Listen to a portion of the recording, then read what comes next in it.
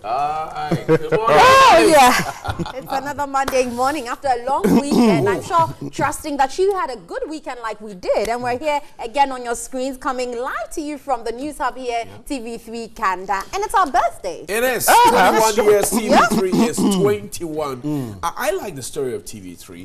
TV3 came up, led the market, is still in the lead on the market. Gave birth to 3FM 92.7, Onuya 95.1 FM. They said, no, go to Takrady, then Connect FM 97.1. Went to the Ashanti region, Akuma 87.9. Then 3news.com brought along Tilapia and the rest of the pack. Then Adesa Productions Limited. So TV3 is indeed a big fat mother. It is. I mean, this is a true African mother. Yes. If it was anything, it could have been charged with overpopulating the I agree. But only for. But Charlie, the last time more in the pipeline. Yes. If you remember the last time, we were told that 3 is even too much. So be careful. But wonderful 21st anniversary to TV3. Some 21 years ago today.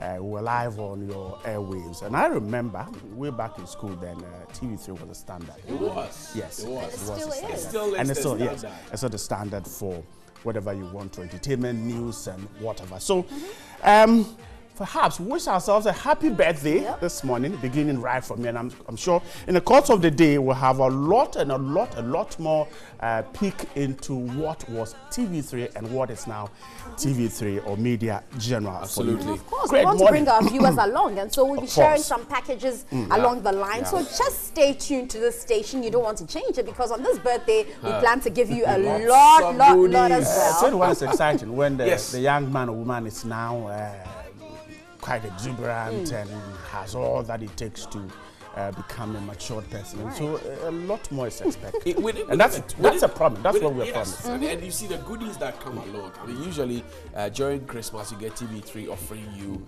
a lot more, rebates in terms of advertising. But now we're 21, so it's going to be mega. And throughout the 21 years, TV3 has raised a lot of stars. Off the top of my mind, I can mention Akwabwa, I can mention myself on Bands Alive, I can mention Dominic Kwachi, I can mention Ray Kwachi, I can mention Foster Romanos, and I can mention DJ Switch. DJ Switch, who recently met the French president, Bill Gates, Naomi Campbell, performed for all of them, and they fell in love with her. That's the thing, TV3 does. A while, it is difficult to count. Very difficult to count. So it's a wonderful birthday for us, and I'm sure we'll receive all the birthday wishes. But this morning too, if you are praying, remember to put Indonesia on your prayer list. They need that prayer seriously. Over 800 people killed. I mean, if you take a look at the pictures, quite devastating. People lying all over the place. Very sad. So remember to be with them in your prayer when you go down your knees this morning.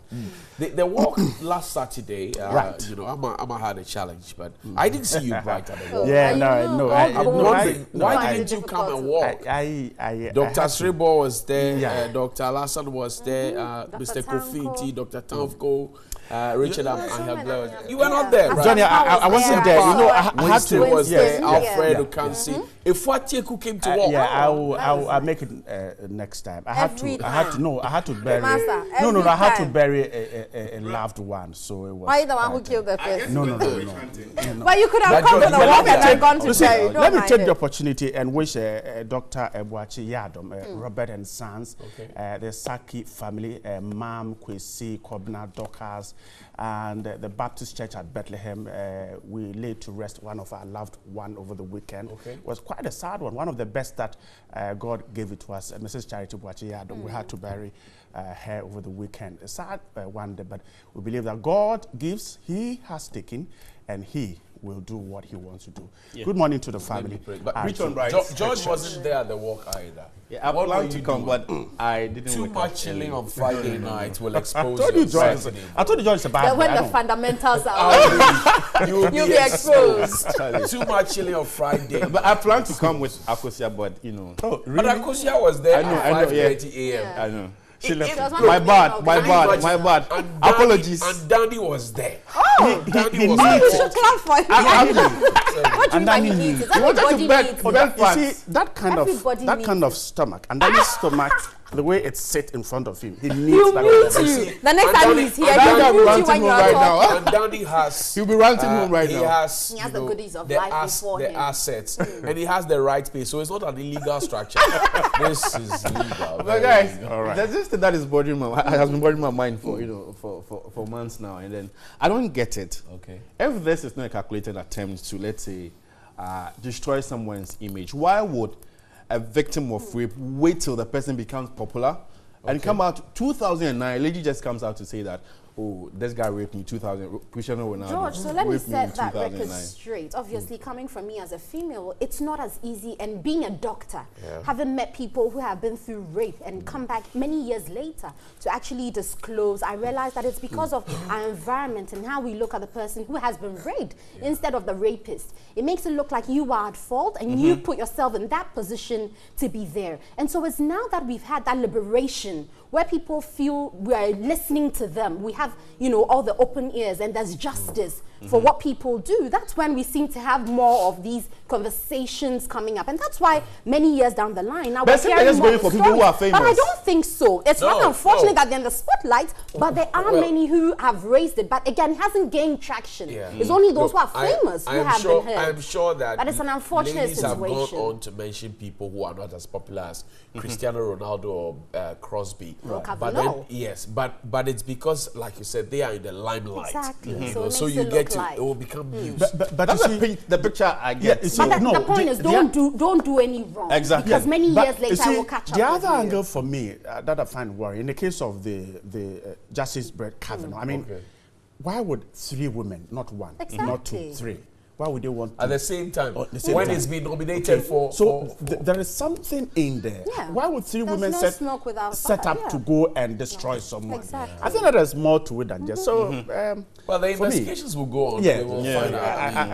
I think but it's an unfortunate thing. And I think many more women should speak up. For me, such a person cannot sit on the Supreme Court. And that's why it's bringing confusion, because Republicans seem to want him to This is a person stay. who will be there and will be making decisions when it comes to rape and issues like that. Exactly. I do not think that 3 women can line up and say, let us go and destroy him. But you see, there's also been cases where people have faked it. Of course. But these women have very good records. When persons have been kept in jail. Yes, but in the case of these 3 women, there are records. Over there they keep there are records to show that these women have not in any way raised any false alarm anywhere before in their lives. And so maybe let's see the investigations. George, you need to watch your life carefully. We love you. I've always been doing and this. we know that you become a minister one day. Amen. So please, okay? Perfectly slate. Thanks for these nice words. So news is up next year on your favorite morning show, Newday. Do stay.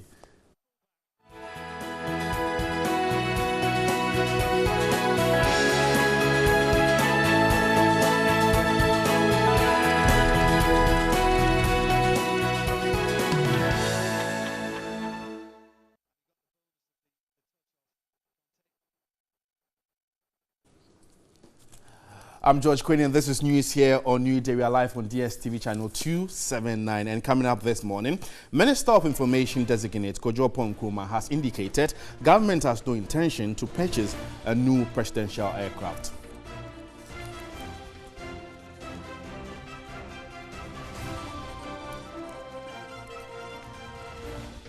Government has indicated the creation of new regions is neither political or tribal, but based on the constitution of the country.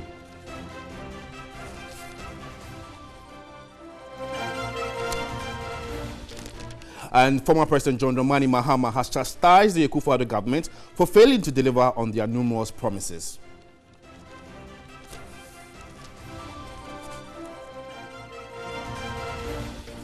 And on the foreign front, China has cancelled a security meeting with the U.S. Secretary of Defense Jim Mattis that had been planned for October.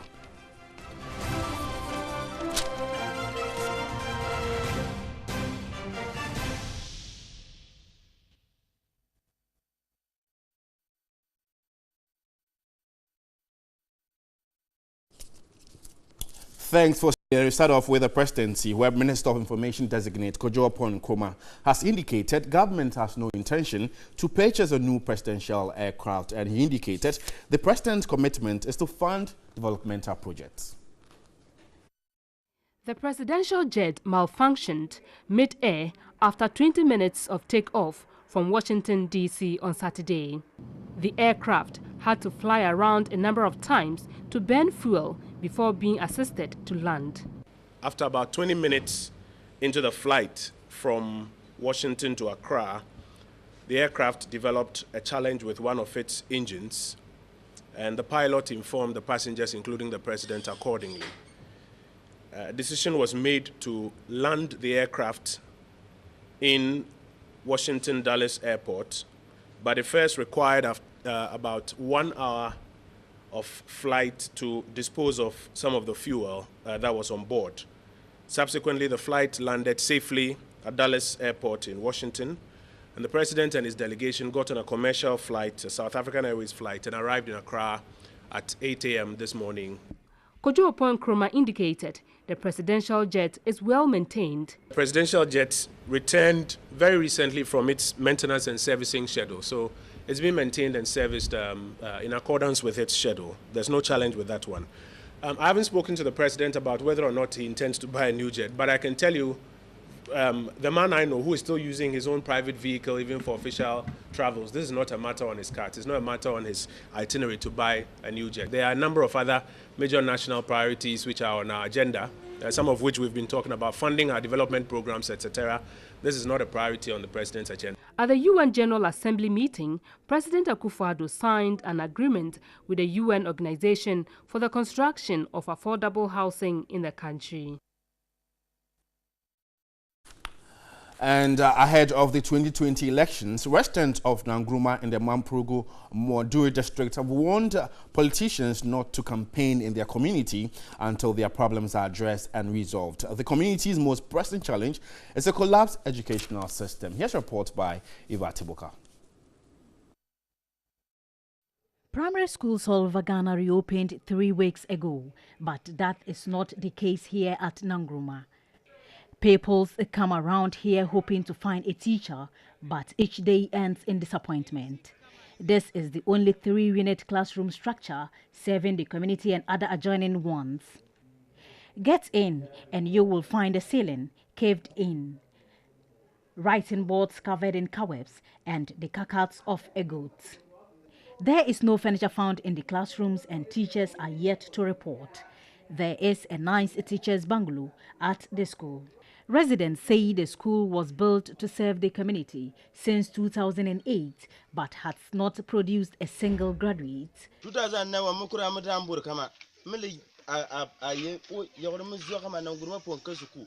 I was 18 years when the school started, and I started with class 1.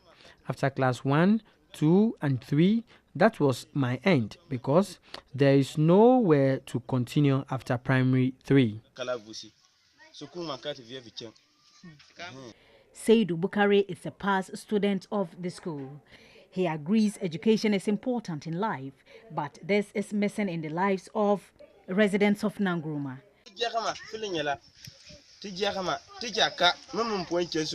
Teachers are not coming because of the nature of the school, so all of us will turn into farmers. Karimu and others did not mince words sharing their ordeal with the news team.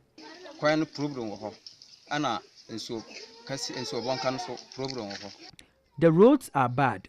Floods submerge us, so politicians should not consider campaigning here for votes until all our problems are fixed.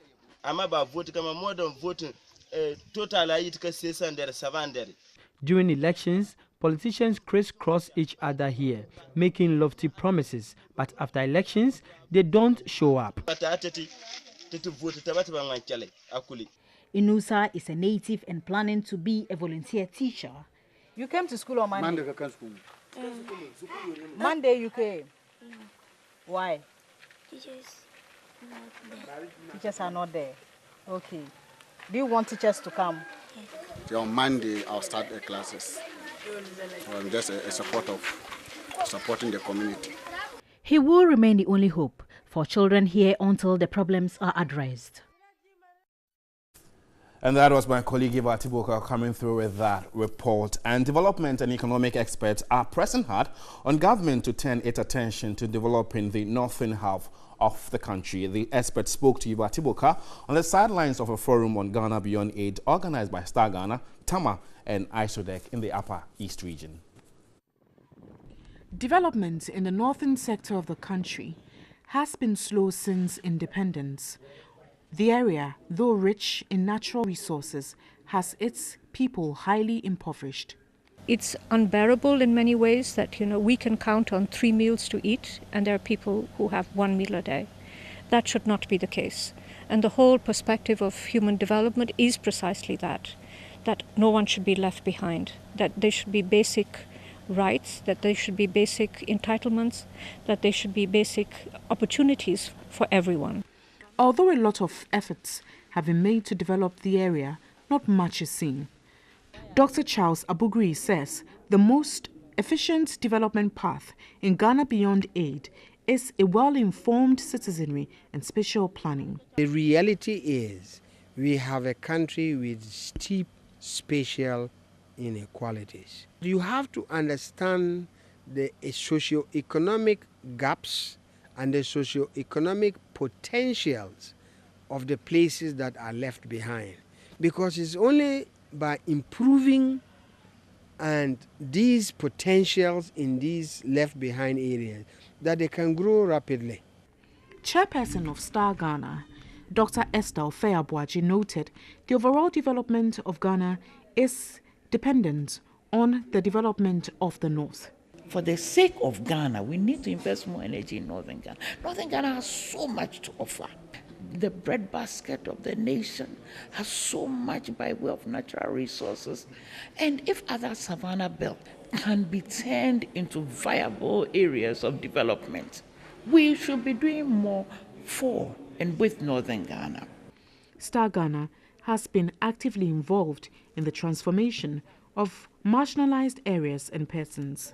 In a 2-day forum on the way forward for the development of the North in the Ghana Beyond Aid, Dr. Esther Ofeabuaji wants to see an all-inclusive nation. There's work to do. So long as there are differentials, then the question of equity has not been addressed. I feel we haven't reached anywhere yet. I feel we haven't met our objective. I feel we need to forge ahead. Whatever opportunities there are for young people, for women, for various sections of the population to have access to their rights, to ensure that whatever benefits accrue from Ghana's resources are made available to them too. And away from Star Ghana, let's shift to the camp of the NDC, where former President John Dramani Mahama has chastised the Akufo-Addo government for failing to deliver on their numerous promises. He was addressing the NDC delegates at Asinfosu in the Asin North constituency in the central region. The former president touched on the current economic situation and increased petroleum prices.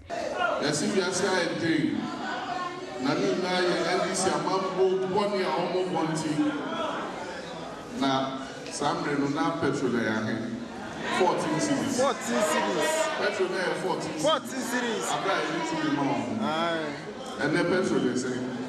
He said the MPP had lied their way to power and are now unable to deliver on their promises. What you mean the G to me?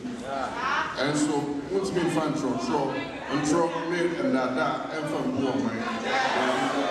And yes, the former president urged the party supporters to vote the NDC back to power to continue with its good works. If you just tuned in, you're watching news here on Newday. I'm Josh Quinn. We are live on DSTV channel 279. And government has indicated the creation of new regions is neither political nor tribal, but based on the constitution of the country. At a media briefing in Accra, Minister of Information Designate Kojo Nkrumah urged those against the creation of the new regions to desist from fanning tribal sentiment. The Information Minister Designate Kojo Nkrumah said the decision to create the new regions was born out of petitions received by the President.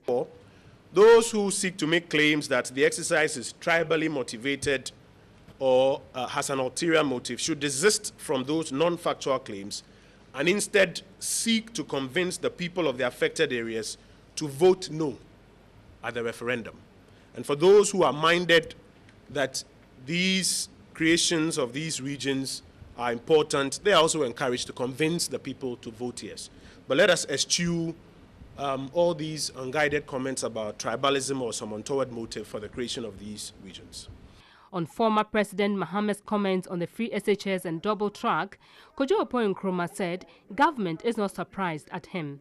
This claim to possibly review the program if Mr. Mahama were ever to regain power is simply a veiled threat to collapse the program. Indeed, it is the 500,000 extra students who we project will get free education, the extra students, the 500,000 extra, not those who would have ordinarily gone through. And on the foreign front, China has cancelled a security meeting with U.S. Secretary of Defense Jim Mattis that had been planned for October, a senior U.S. official said on Sunday. This after a top Chinese official said there was no reason to panic over tensions between two countries. The official, who is involved in China policy and spoke on condition of anonymity, said it was not clear if or when the meeting would be rescheduled. The official said it was not clear whether the cancellation was because of the broad range of disputes between Beijing and Washington on issues such as arms sales and military activity in the South China Sea and other waters around China. China and the United States are also locked in a spiraling trade war that has seen them level increasingly severe rounds of tariffs on each other's import.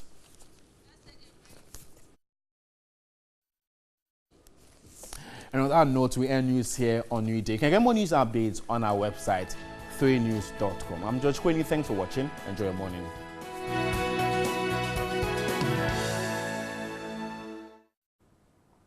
Globally, it's said that about women and children take about 200 hours collecting water every day. This is a very worrying situation, and Ghana plans to change this narrative. Joining me in studio, I have Charlene Asamoah. She is the Program Funding and Partnerships Manager for Water Aid Ghana, and also Nana Kwame Adusa. He's a fashion designer with Charlotte Privé. Good morning, gentlemen. And good morning. How are you? Morning. I'm doing well. So let's start off with this very, worrying statistics that we have concerning the global look of water and also Ghana's situation. Charlene, I'd like you to tell us about Ghana's water crisis.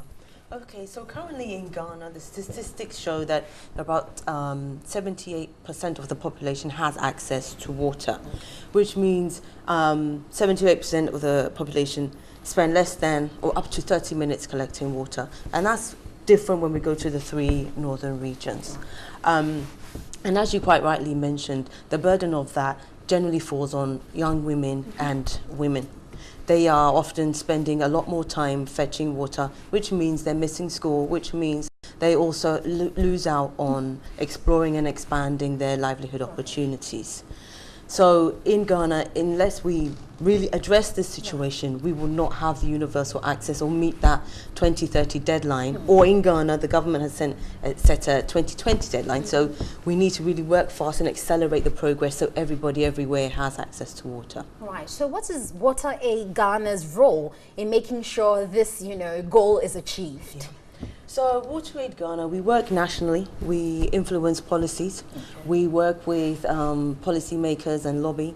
We also work on the ground within hard-to-reach communities, increasing access to schools, communities, healthcare facilities, which is also very key.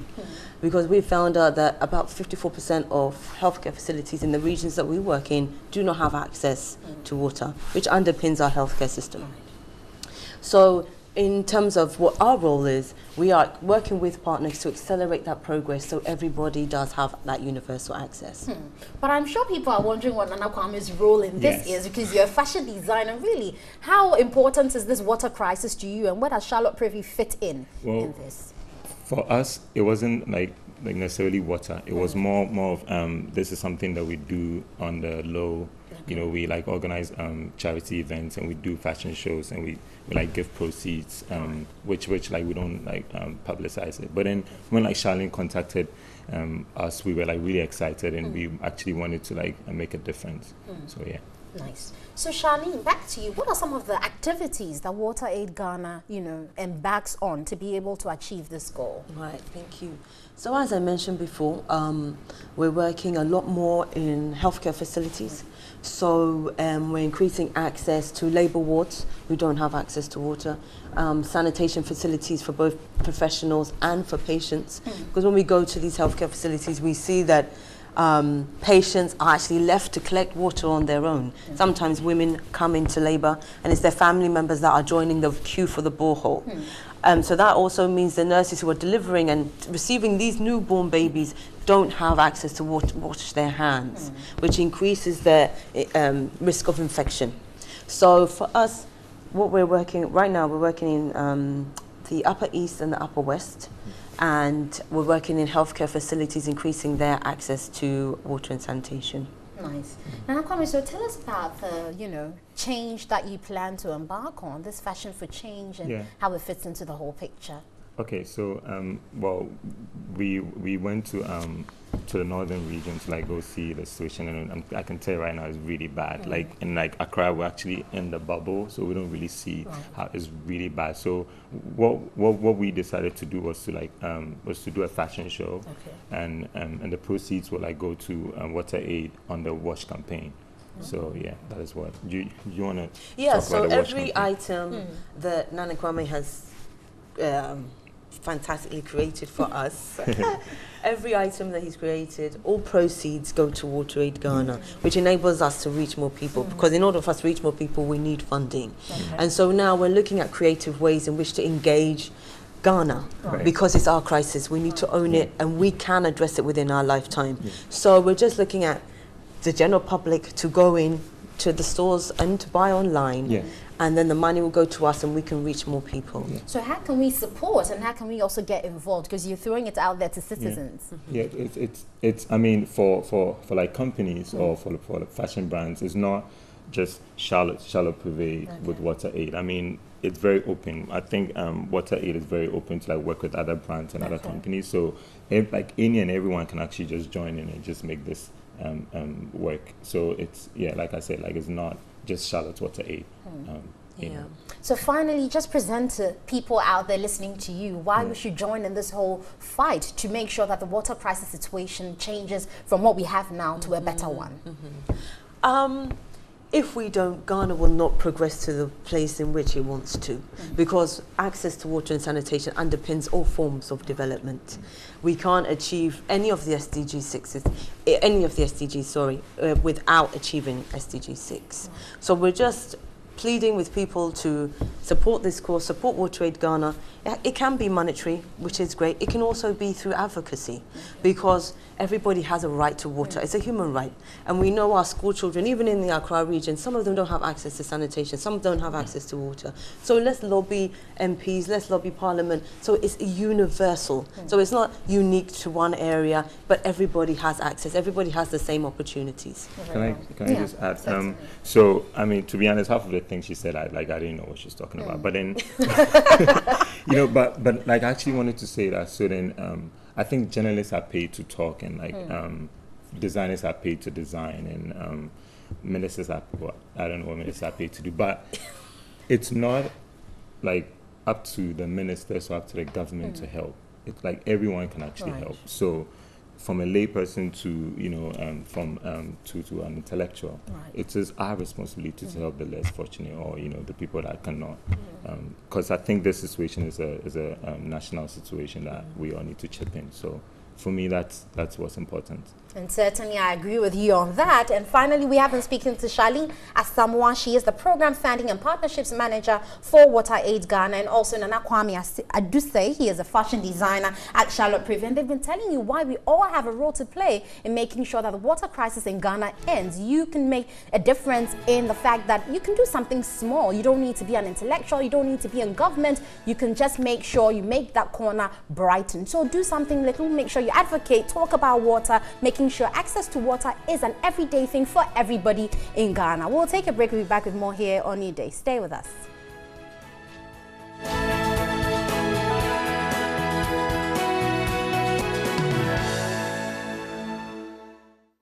Welcome back. Let's take a look at the front pages. The Daily Guides, Daily Graphic says death traps on Ofanko in Soam Highway.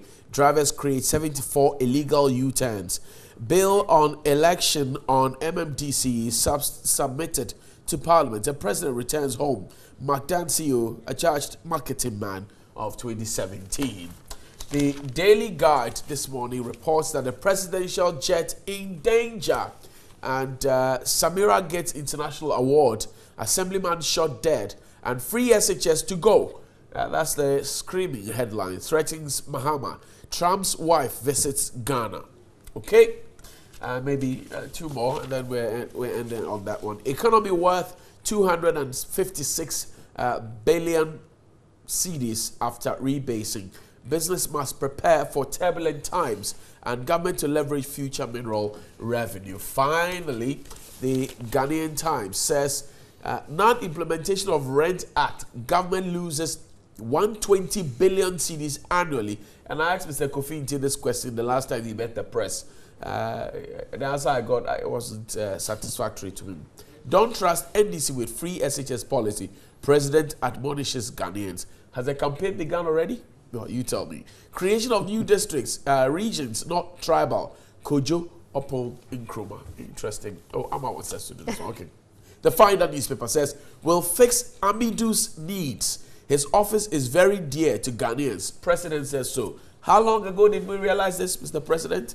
Samira Baomiaja, 2018 Africa Woman of Excellence, and theft of litter bins in Accra. Allow me. Oh. But the people are still doing that, and it's interesting. It's because we don't understand the culture of, you know, sanitation and hygiene. Because why would you see a bin, public bin? You didn't put it there. Someone has provided for it to be there, and yet you still have the guts to steal it. I don't even know what they do with it or where they send it to. But you to AMA when they're stealing, it's in Accra. Yes, it's in Accra. You know, I remember when in the 2001-2008 period, President Kufuor, after we went to HIPIC, brought some yellow bins. Yes. Remember, metallic bins. They were all stolen. All of them. All the bins. And it's not only these ones, because in my area as well, recently we've had issues of people stealing the Zoom Lion bins. The one you put in front of your yes. And I'm wondering what at all is going on in Ghana. Why would we steal these things? The issues are that, I mean, how come? If you put these bins, I remember the one you're talking about, the yellow ones, the Nima Highway, I mean, had these bins, and yet there were no cameras there. Okay. No, but Brian, should they put cameras there because people but if if you leave it open, people will steal them. So there should be cameras there. Look, I was just watching this morning that Iraqi social media lady, Tara Faris. Right. Look at the CCTV camera that saw the guy who killed her. Yeah. Okay. I mean, a city like Accra, major highways, there are no closed circuit TV cameras. People do anything on their own and get away. So if you leave it open, people will misbehave. But why people even steal electrical cables? It's not surprising. Yes. You know, from cables, live wire, they cut it and take it away. Yeah, so but I see, we have to find a way out. After all, what is the national ID for? Right. It is to identify people. So if the CCTV camera is there, if Amma pulls the bin, she's seen on the camera, and he will go to her house and arrest her. I think that as citizens, we also need to be responsible, watchers of public property. We can never get there. Because you see, get to that point. We can, it will take long, but we will get there. If a group of people are planning to steal the thing, who then is the good citizen? We have sat here and complained about the fact that the city authorities don't have bins outside where people can drop their litter in, because they are asking everybody to be clean, and yet the litters are not there. Now they put the litters there, and you are stealing the litter. What is wrong with you? There's something wrong. There's something wrong. Shame on you if you are stealing litter bins meant to keep Accra clean. Shame on you. Very big shame. How hungry are you? You see, for them to do something like this, it means their mental capacity. So if you just say shame, it just washes on their skin. But we are begging you, we are pleading with you. Let's stop. It's a bad attitude. It's just like you say, they'll say, well, yeah, like, I mean, it doesn't even touch me. Over the weekend, I drove around that interchange leading out of the city around mile 7. Okay. Right. Okay. the filth I saw under the bridge where the PCFM old structure, it's very, very disturbing. I mean, I was shocked. You saw it packed. Look, on days when it's been windy, they fly like kites. God. You see they're them, decorating the air. Out in the From air. close to the Achimota Retail Center. Yeah. It was so bad. I said, really? So no one has seen this? Oh, they have. No, they have. See, even on their dental highway, where we're fighting for people to put bridges, there's a policy. I don't know if the people there planned it, but there's one light pole, one heap of rubbish. Around it. One light pole, one heap of rubbish along the stretch. Is to decorate along the stretch. So we are not planting grass. So well, we have a new minister for sanitation, don't we? A very fantastic aviation minister. I thought I haven't seen much of her at the sanitation ministry. What can she do? Well, I haven't seen. Mr. Kofi Adda didn't do much there. He was moved to aviation.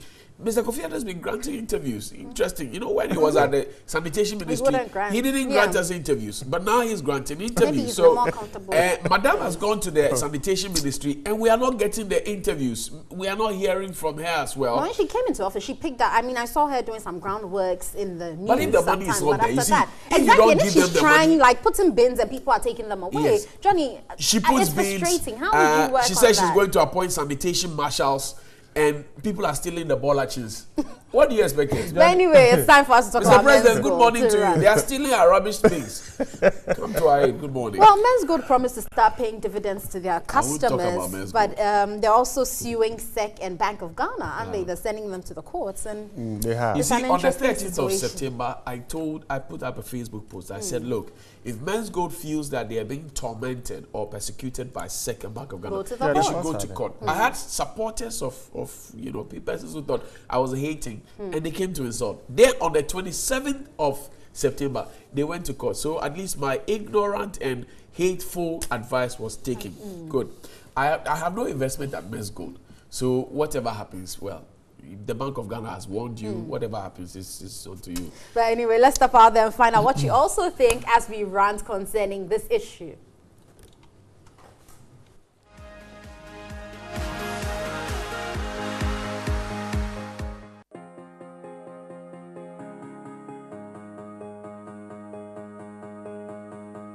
Nobody here knocking at my door.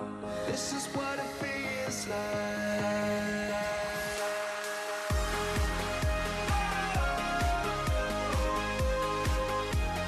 This is what it feels like.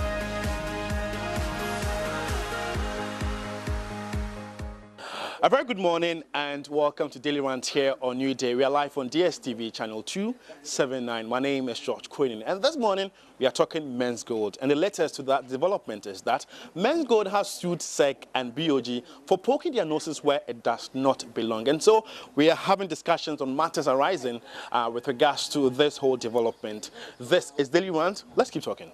As a nation and as a people, we are not being fair to ourselves. Shemenka Sembi, the be a black person be near your free and yes, you, the young black person in your problem in we are not saying they're not relative. It's not in entirety said this is the nature of a black man. No, probability. All things being equal, the majority of people, black person, it's a new other fam. What I say, this man has gone to hustle, bring business back to Ghana. You started with him? I didn't start with him, but that is what his story says. And he has brought business, employed people. If Men's Gold has employed 100 people, Xylophone has employed 100 people. Xylophone Cash, 100 is almost 500 people that I'm talking about. We are in this country within 2 months, 3,000 people were unemployed just like that. So I coffee Jumaba. Na illegal na problem crowd one. I didn't even coach because boy no. Oh, why did he give him for that? Like for me, I would say he had this tough posture. No. And so getting to him, it's our myopic mindset, the media myopic mindset. Na here guy nesa. So on kofa ejuma man catch and so obey tough posture. On ye be that. Look at the number of people you employed. The young guys coming up, Kumi Guitar, all those people. Even the entertainment industry, because the dream was dying. and this boy came to ride it. Even our Ghana Premier League, they were not having sponsorship for so many years. He came to invest money. It is our Jambone Crown or the buyer. Sabi or the boy, you come one amount for years car. And what the quarter Dubai, no most dining idea or Dubai. And what they bought Dubai. Can you give evidence? If you can't, then let's say it. Listen. Even if they had money, they went to build the nation Dubai, the country Dubai, and we're here suffering. And somebody has brought business to us to employ people gradually for us to move to the next level. You understand? So where he had it wrong, I didn't man go starting. No, that was starting 2-3 days. The one who said go boy, it be operate way. No operate ya to certain level. Obi be cars who want to there be a Jambone. Me I think it's mafias. It was system. Ni mo person brainy pass. Young boy 30-something years with even the dream can say where about. It multiply is 8 times 2 and what he will do for the nation. Okay. Finally, if he has friends outside that he will praise with them and they want to even bring something to Ghana, ask yourself, would Nana Apia Mensa recommend them to come? That is a problem we are having. But young China for the empower and chow no my scanning from the India penum. What do you think? What do you think? Okay, I think Ms. God is doing a great thing. With this idea, I think it's marvelous. But one way or the other, let's look at the other side of BOG coming in. I think they are actually looking at the people in general when it comes to Ghana people. They are looking at their investment when it comes, because it really matters. Okay, if you are to invest into Men's Gold, let's not forget it's not a bank. Now, Bank of Ghana is, when it comes to finance, they really look up to all these things because bank people deals with human beings like we are. And if Men's Gold is doing such a thing, I think Bank of Ghana actually comes in because they think it would have been better if it had gone maybe the right channel, because they thought maybe the way it went around, it wasn't all that good. But aside that, I think the idea is a marvelous idea, and Ghanaians should give him the benefit of the doubt. They shouldn't really, like he's saying, you know, try to bring him down. We all have to support such great things. First question, what does Bank of Ghana gain? As a matter of fact, appointed, the head of Bank of Ghana, appointed by the current president, and in political terrain, looking at the president preaching every day, I want to create jobs, I want to create jobs. What does the party, NPP, and what does the government in reign currently gain by destroying all those jobs? What do they gain by that? Nothing. Are we saying there's a special interest they are taking in doing what they are doing? Really? Is there an ulterior motive? Can we be realistic? Do we not suppose that if some people were able to take some deposits called DKB and all that, and in the latter end, people are now crying and asking the government to make those payments. And you see, the unfortunate thing is, last month I paid tax of about 1,300 Ghana. That's what it took from my salary. My taxes alone, 1,300 plus. Make a calculation and tell me how much I might be earning. So if I'm paying that amount of money on a monthly basis, and that money is not being used to construct a road for me, offset, or do other things, but it's supposed to be used to pay some person who recklessly deposited money somewhere, and they're supposed to use it to offset those people, their bills. Don't you think that is anybody more Ghanaian than I am? I mean, are some people more Ghanaian than I am? Really? No. Let's look at the issue from both angles. We shouldn't play emotional stuff on these, and it should not be about somebody who is creating jobs. So you are using the wrong means to do the right thing for other people, and you think we should still commend you for it?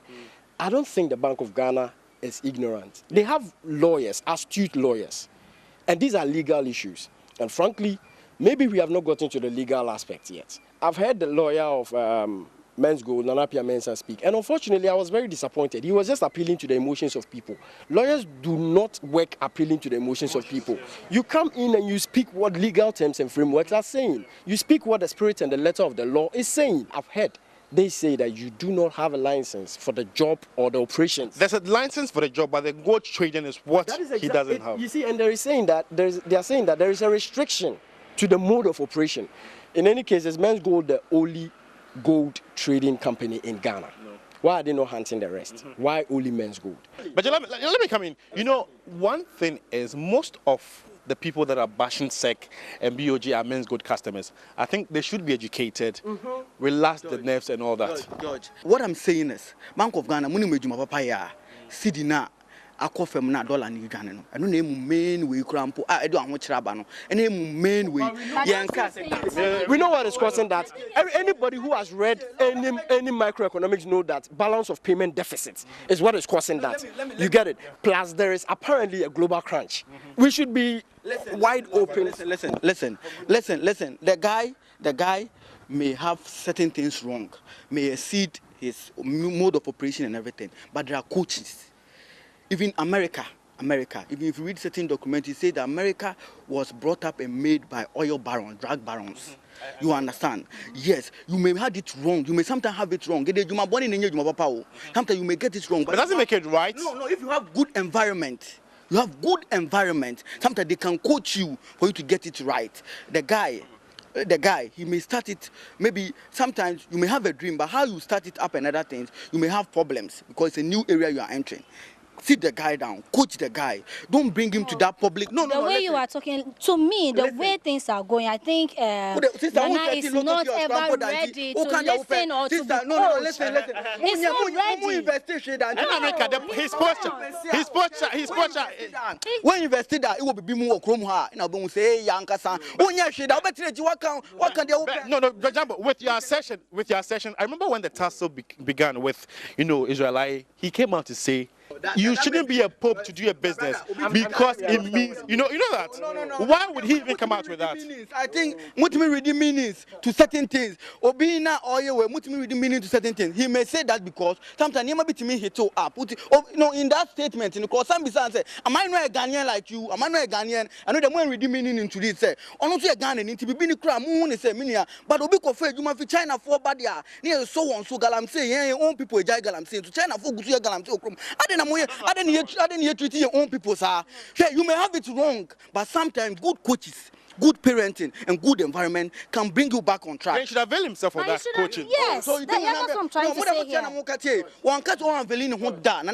If you've ever met him before, but I feel for him.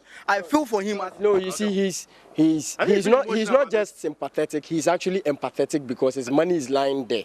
Simple. Let's end it there. But let's get realistic. Let's get realistic on these issues.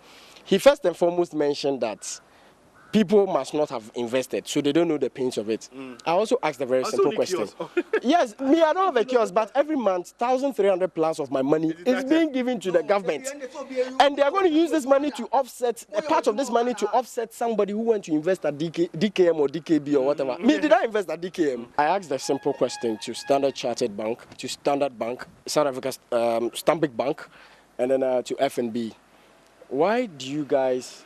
How are you guys able to go pay your 400 million, quickly? Yeah, that's December, yeah. And then they were like, well, we do not operate the brick and mortar many branches thing. We do digital banking. We encourage digital banking. That is why we are still in existence. Unfortunately, let's look at the indigenous banks you're talking about. How many branches were they having? Unibank? A lot of them. Thank you. So you see, the world is moving at a faster pace where technology is actually reigning. We are evolving. And you have chosen to stay where you are still. What are you expecting to happen to you? Will you not outwear? Sure. Thank you. That's all I just want to end over there. So this is what I'm just trying to tell Ghanaians, right?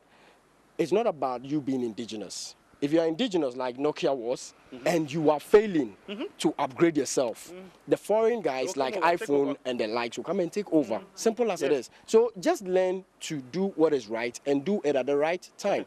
And so learn what is right and do it at the right time. And these are the final words from Jambo. And today's discussion has been on matters arising with regards to men's gold. And I know you also want to contribute. Just log on to our social media platforms. On Facebook, it's TV3 Ghana. And on Twitter, it's a News TV3. Thanks for watching. Have a good morning.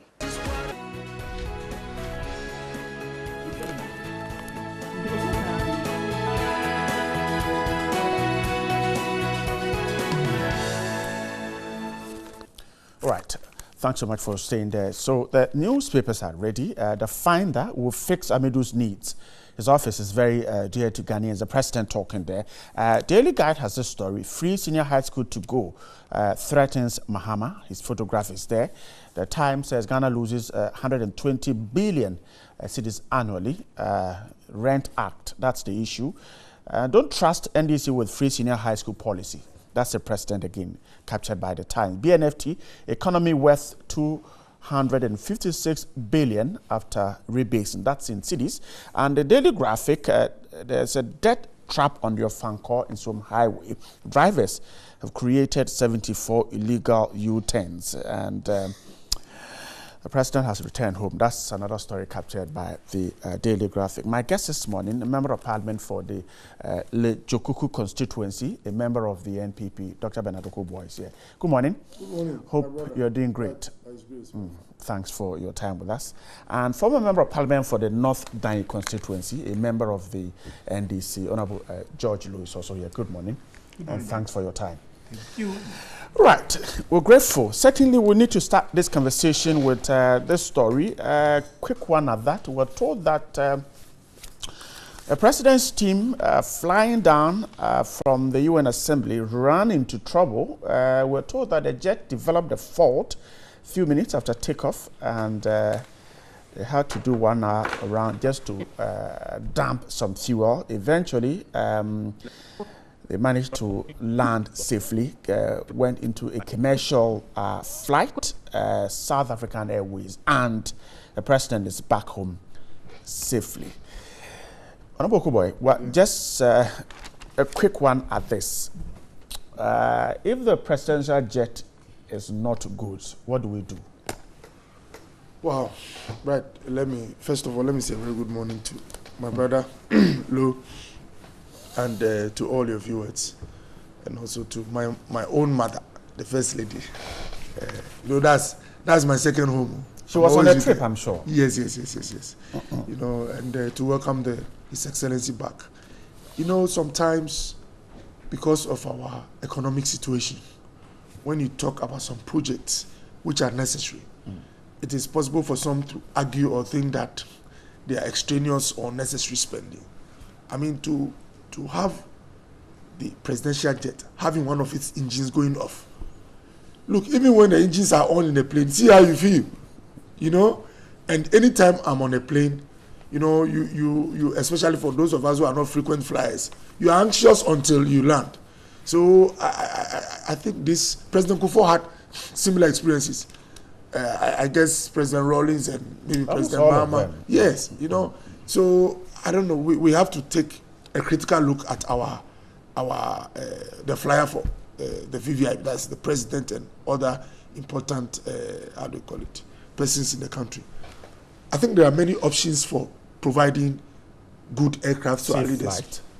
Either you do an outright purchase, you can do a lease, you can go into an arrangement where, I mean, this is the kind of trip where it's difficult to go with a commercial plane, because you'll be jumping from one state to the other, giving speeches.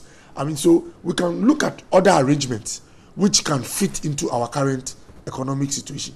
But for us to say that you try and manage, my brother, God forbid, what if we are here and we are told that the engines went off, so our president and his entourage are no more? We have an attitude of only coming to the table when disaster strikes. You know, in this country, you can see a small issue which can be addressed by, if you're at the district level or at the community level. Everybody sits there and watch. Immediately we lose a life, then everybody goes like, I mean, let's fix it. So I think this same jet, I believe, is the one that caught fire when some people were on it.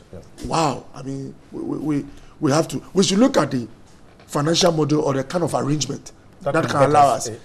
A jet. And one thing about planes also, those who are into aerodynamics or jets will tell you, the bigger a plane, the safer. The bigger a plane, the safer.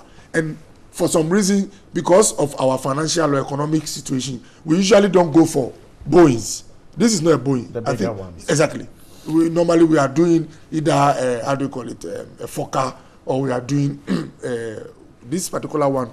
Forgive me, but it's not the Boeing. It's not a bigger type of aircraft. Exactly.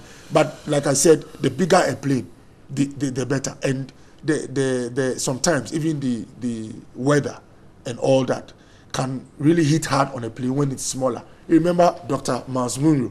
You know, his plane was just swept off into some structures. So I thank God for their life. We should not always be looking at God to intervene. We must sit at the table and see how to deal with it. George, so which way do we go? Well, good morning, Bright. Good morning, Doc. And, good morning to our cherished viewers. Which way do we go? Well, the president, I think that the minister designated for information has issued a statement, and so it looks like the president itself has decided that they are not going to buy a new. Is that safe? Well, that is their decision. First, of course, God. let me also say that, well, we thank God for traveling mercies. I mean, anytime you are in a plane, you see, right, anytime you are in a plane, at whatever time, whether it's a new plane, it's an old one, just like your vehicle on the road, chances are that something can go wrong. You see? I mean, there are many commercial planes, big planes, as my friend is talking about, we virtually get missing in the airspace or have all these kind of problems from time to time.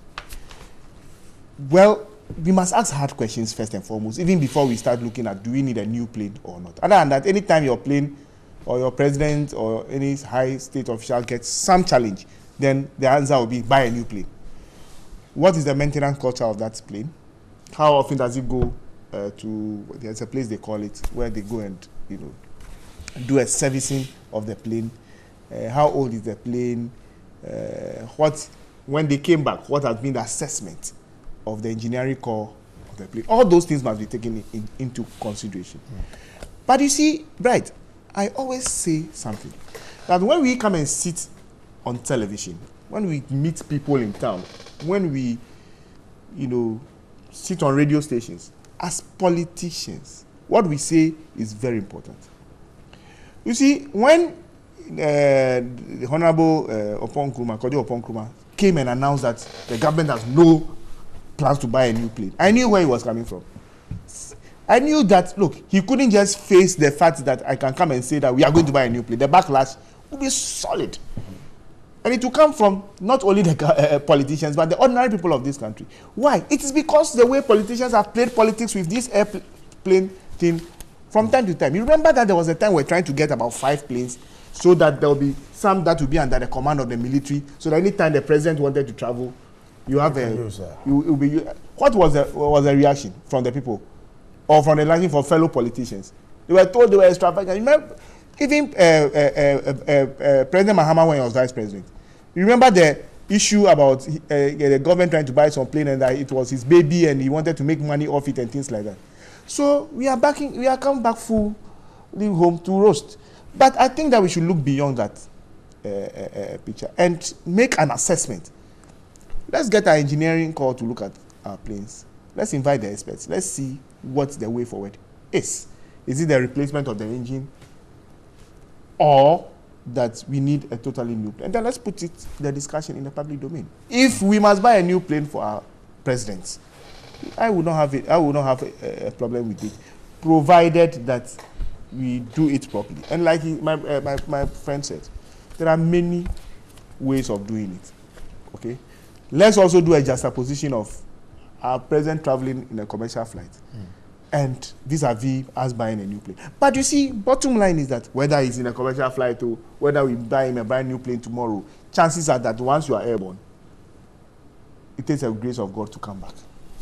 that is it. Okay, right. All right. Let me add that. You see, sometimes, like you said, when politicians identify, or managers of the economy, or leaders identify that a particular item is needed by the country, sometimes in trying to go for the item, people include others which are not needful but are wanted. So we should also be careful. I'm not talking up to a particular government, but we can have a situation, let's say we all agree that, look, we need one Boeing to help the presidency. And then by the time the agreement comes, it's a Boeing with 3 helicopters, 2 for, you know, people find a way of introducing other items which increase the budget and elicit the anger of citizens. Let me also say that it is not too correct to say that because a particular item or provision is needed by the country, you shouldn't go into, I'm not saying that's what he said, you should not go into value for money. So let's say in Lejokuku, we need a particular road that bad. And then a minister comes to tell us that the road I constructed cost, let's say, $150 million. when maybe those who are in the sector know that it should have costed 1/10 the price. They have a good reason to ask questions. You get what I mean? Okay. So that is one thing too that we should always be careful. Citizens can always ask for the cost of a project. It does not necessarily mean that they are against the needs that the project will serve. I'm grateful. Let's touch the finder. We'll fix Amidu's needs. And there's a simple story. The president assured that the office of the special prosecutor will be resourced. He told Ghanaians in the U.S. that efforts are being made to satisfy Mr. Martin Amidu to deliver on his mandate. Very soon, all of you will see the office as functional, he stated. This comments comes from Mr. Amidu's revelations that his office is simply not one that is functioning. All right, George, let me start with you. So, if the president says we'll fix Mr. Amidu's needs, then it means that his needs have not been fixed. Can we conjecture why we have failed to resource Mr. Martin Amidu? Is he right? My brother is laughing. Is he right? In this, you see, in this world, look, the pomp and pageantry that we used to launch Mr. Amidu's office, the promises that we made to him, the looming largeness that we came to, you know, in giving Ghanaians a hope that, look, this is priority and that we are going to do whatever it takes in the shortest possible time to see that we are fighting corruption through the office of the special prosecutor. Look at all the hullabaloo that went even in after the establishment of the office, even the legislation to back the office. You remember we kept going to and fro, it's been withdrawn and all that. And then when it has been fixed, it's taking so many months, close to a year. The 90 days is gone. Nothing is happening. What saddens me is that Mr. Amendu, you know him, he came out and said, look, I'm frustrated, nothing is happening. What was the reaction of the government through the Attorney General? They denied virtually that Mr. Amidu had any challenges. Today, the president has come to confirm that indeed a lot has not been done for the man. Way forward, the president is committed to this. We expect that within the next 1 month, Mr. Amidu should have a full complement of his staff, full complement of everything. He's even saying that the subsidiary legislation that must help his office has not been, it may even not have been drafted by now. So it shows you the attitude towards fighting corruption. And it's political talk. I remember one of the CSOs who for corruption, a coalition for anti-corruption, recently said that the president they don't look serious when it comes to fighting corruption. And this is one main evidence that the office of the special prosecutor, which seems to be the focus of fighting corruption, is being neglected. It's been neglected, and it's sad. It only shows that we are not serious. We are only making political rhetorics when it comes to these things. And clearly, the president is saying they will fix it. Let's see. If we fixed it. In the build-up to Mr. Martin Amidu's appointment, some had suggested that instead of setting up an office of a special prosecutor, why don't you resource institutions like SHRAJ and others who are also doing same? Now, this is where we are. Does it suggest that indeed we should have done that instead of setting up the office? Well, let me say that when you look at the bill that was introduced in Parliament, setting up the OSP, that's the Office of the Special Prosecutor, it stated the objectives of the office. Now, the office or the act tried to address some challenges that we've had as a country over the years. We all agree that the Minister for Justice and Attorney General usually finds himself or herself in a situation where he's confronted with cases where sometimes fellow ministers, colleagues that he belongs to are the same people that he must try to work on and prosecute, and it's always be a handicap. So I think generally we've all agreed that there should be a way to separate the two so that we can have a prosecutor who is independent, who can take on a docket and actually go to court and be working on it, knowing that, I mean, whether he finds you guilty or not, or whether the judge or the court declares you guilty or not, it's not going to negatively affect the party as a corporate body. You get what I'm saying? The Attorney General's Department has evolved over years, right, as an institution. from 57. I'm sure even prior to 57, there was some form of miniature, like a prosecuting body. So what you see today, the structures you see, which makes it function effectively, was not built over a year or two. What is the point? The point is that after passing the law, after inaugurating the board, you cannot have a situation where within, let's say, a year or two, I mean, everything will be absolute in terms of all the things he wants, all the structures. Why? Yeah. Oh, but the point is, why is it not possible? Oh, right. Institutions is a percentage achievement. Institutions get built like periodically.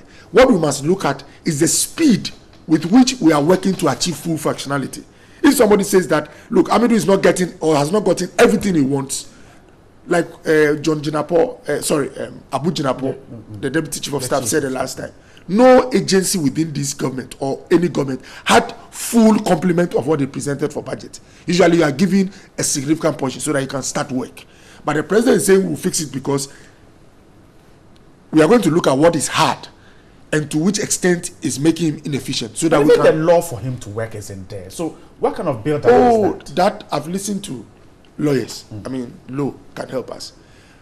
Apparently, if you have an act like the one setting up the special prosecutor, it's not like without LI you cannot work. The LI helps you to. It's like a sub law to actually give you procedure and guide you meticulously, like below. But it does not mean in its absence. That's why he said he's been forced to use common sense. And I've heard lawyers who said, even with an LI, it's not every single detail that you are told. There are times where you have to do interpretation and apply discretion and judgment. So this impression also that because there's no LI, I mean, he's disabled totally. He's a lawyer, can educate Well, he didn't say he said he's using, like you quote, common sense. Yeah, but apparently, even with an LI, it does not show inertia on our part. No. Oh, it doesn't. You see, just to check, you see, with criminal prosecution, because of its nature and the jurisprudence behind it, guilty beyond reasonable doubt. If you don't have, like we have the criminal code, even though we have a constitutional laws, the criminal code operationalizes the thing. So if somebody charges you with an offense that cannot be found in the criminal code, you walk free. So in this case, these are procedures to help him go the LI. Yes. So if you go and charge somebody and you are using common sense and you get to a place where the person it's not in our and the person says that, oh well, it's not here, it's not here, it's not here. Then you're free. I get you. Then I get you. Right. So and the LI is key. So, I mean, you were on subsidiary. Now I was on constitutional legal. Good. We have they work on LIs and all that. Both sides work on it. So I think together, I mean, we appreciate the need that this is a very important office. Let's together work speedily. It should come to Parliament so that we work on it. We are committed as a government to arming Amidu, not to go for people out of prejudice, but to make sure that we preserve and protect the assets of the state. And whatever we'll do to make sure he works fully, we are going to do that. Okay, I'm grateful. Now let's go to the free senior high school policy. Now, if you read the president in the United States, he made some commentary on the free senior high school. If you take a look at the finder, he says that the president observed that the determination by some elements within the NDC to review the free senior high school policy, if voted into office, only means the eventual collapse of the policy. According to the president, the Ghanaian people should be alarmed by proposal of the NDC and its presidential aspirant for a review of the free senior high school policy. Daily Guide has a story, Bahama threatening to dump free senior high school. It says that Mr. Mahama hinted of the possible scrapping of the policy to allow for consultation before its reintroduction. Former President Mahama said a proper timetable will be drawn after national consultation. This is from his tour of some constituencies. The president's worry is that a review could see the collapse of the policy. That's the president. Honorable Kuba, let's start the conversation this way. Has the policy not already been reviewed? Yeah, I think what we are talking about has to do with improving upon the policy. So it's a review? Yeah, you see, but review is omnibus. It's a very amorphous term. Right. In reviewing a policy, it can lead to its scrapping. A policy being reviewed, you can assess a policy, look at it like objectives. Look at the cost of implementing it. Look at opportunity cost, other things you are forsaking because of the policy. Because one of the key arguments that those who sometimes say that, look, let's scrap this policy, is that because of it, we are deadlocked with infrastructure. Because of it, we are not able to, let's say, expand when it comes to energy. Because of it, we are struggling at other places. So allow parents to pay. I mean, some parents. Allow some parents to pay. You know, so that's why I said that review is very amorphous, is all-encompassing. It can start from just looking at improving on it to total scrapping. And basically what... So that's what the president was referring to. Exactly. Okay. Basically what the president is saying is that, look, I mean, the opposition, the NDC, has a history of coming to meet social policies and either not managing them well, so running them aground, or discontinuing totally. And that he, as His Excellency, is very jittery and worried that you have the opposition led by the former president even mentioning a review. You understand? If His Excellency has said that they would improve upon the free SHS and make sure that some of the attendant challenges are totally taken care of, there is no way the president will be even involved in making such a statement. So let's get it clear that it's true. A review can mean that you only want to improve upon it, but it can also mean that scrapping the exactly. It's all encompassing. And I don't know, but in the past, there's a small paradox that we've experienced in this country, where a political party that is supposed to be capitalist, like the MPP, or we say center right, end up proposing or actually funding social programs like this free SHS. This, look, forgive me, just a second digression. I met the NAPCO applicants, those who have been registered for NAPCO, right? Graduates, met one civil engineer guy, fantastic people, energy want to work, but most of them have not been engaged yet. This NAPCO thing is a special vehicle, just like we are trying to do with others, to bring relief and improve lives. Unfortunately, sometimes our brothers in the NDC come, and through whether managerial, the incompetence, they don't like that word, inefficiency, the programs either halt or run aground. So basically, but I have said that I am one of those people who love critics. The only way any program can improve is when you have very fine brains criticizing the program, so that based on their criticism, you can make it better. So if the opposition criticizes, it's all well and good. But when I hear comments like, look, because of this free SHS, we are suffering, the Eastern Corridor is hanging, others are hanging, then I have fears. The fears because they might swap it for others. But leadership is our choices. This president has chosen to invest in the lives of the young, to make sure that in the future we have well-equipped human resource. It is a price we are going to pay. It's true, we might be struggling to increase the pace of infrastructure because we have invested in this part. But in leadership, you always choose. What are you going for? They might say that they might go for infrastructure. And remember, before this policy was launched, it was free SHS versus infrastructure. Remember, it was straight away free versus gradually free. Yeah, but the gradualist argument was that over the years, they are going to build the appropriate infrastructure. Right. You understand? And I remember Leo Kran said that it can take, is it 50 or he mentions a number of years before getting there. We said it is now. Now, the fact is clear. The gap that exists in infrastructure, we've also been working on infrastructure. So we are working to meet the gap. So it means we believe that the two are not mutually exclusive. You can simultaneously fund free SHS whilst you build on infrastructure. But the gradualists with low inclusive are saying that go for gradualism, wait for some years, and then you'll be ready. We believe there will never be a time when we are ready. The time is now. Okay. The time is now. And those who are going for national positions in the NDC, it will be in their interest to say that they are for improving the free SHS than for a review or scrapping. That will help them. It will help Lou also. George, so that's it. A review by the NDC, does it mean scrapping the system? Exciting times, Bright. And I listened to my brother talk, and I'm excited about all the inconsistencies they themselves have had. And you know, whilst he was talking, I was also listening to you, and I said he's sounding more Nkrumahist than ever. Remember independence in the independence now and then the shortest possible time. Yeah. You remember that again? I mean, so whilst he talked, I listened to that. That was very interesting coming from an NPP person. But you see, propaganda, it hasn't helped us make progress, and it will not if we continue to stay on that path the way it is. Right? What did former President Mahama say? He said, "I will run free SHS better than Nanado." Those were his statements.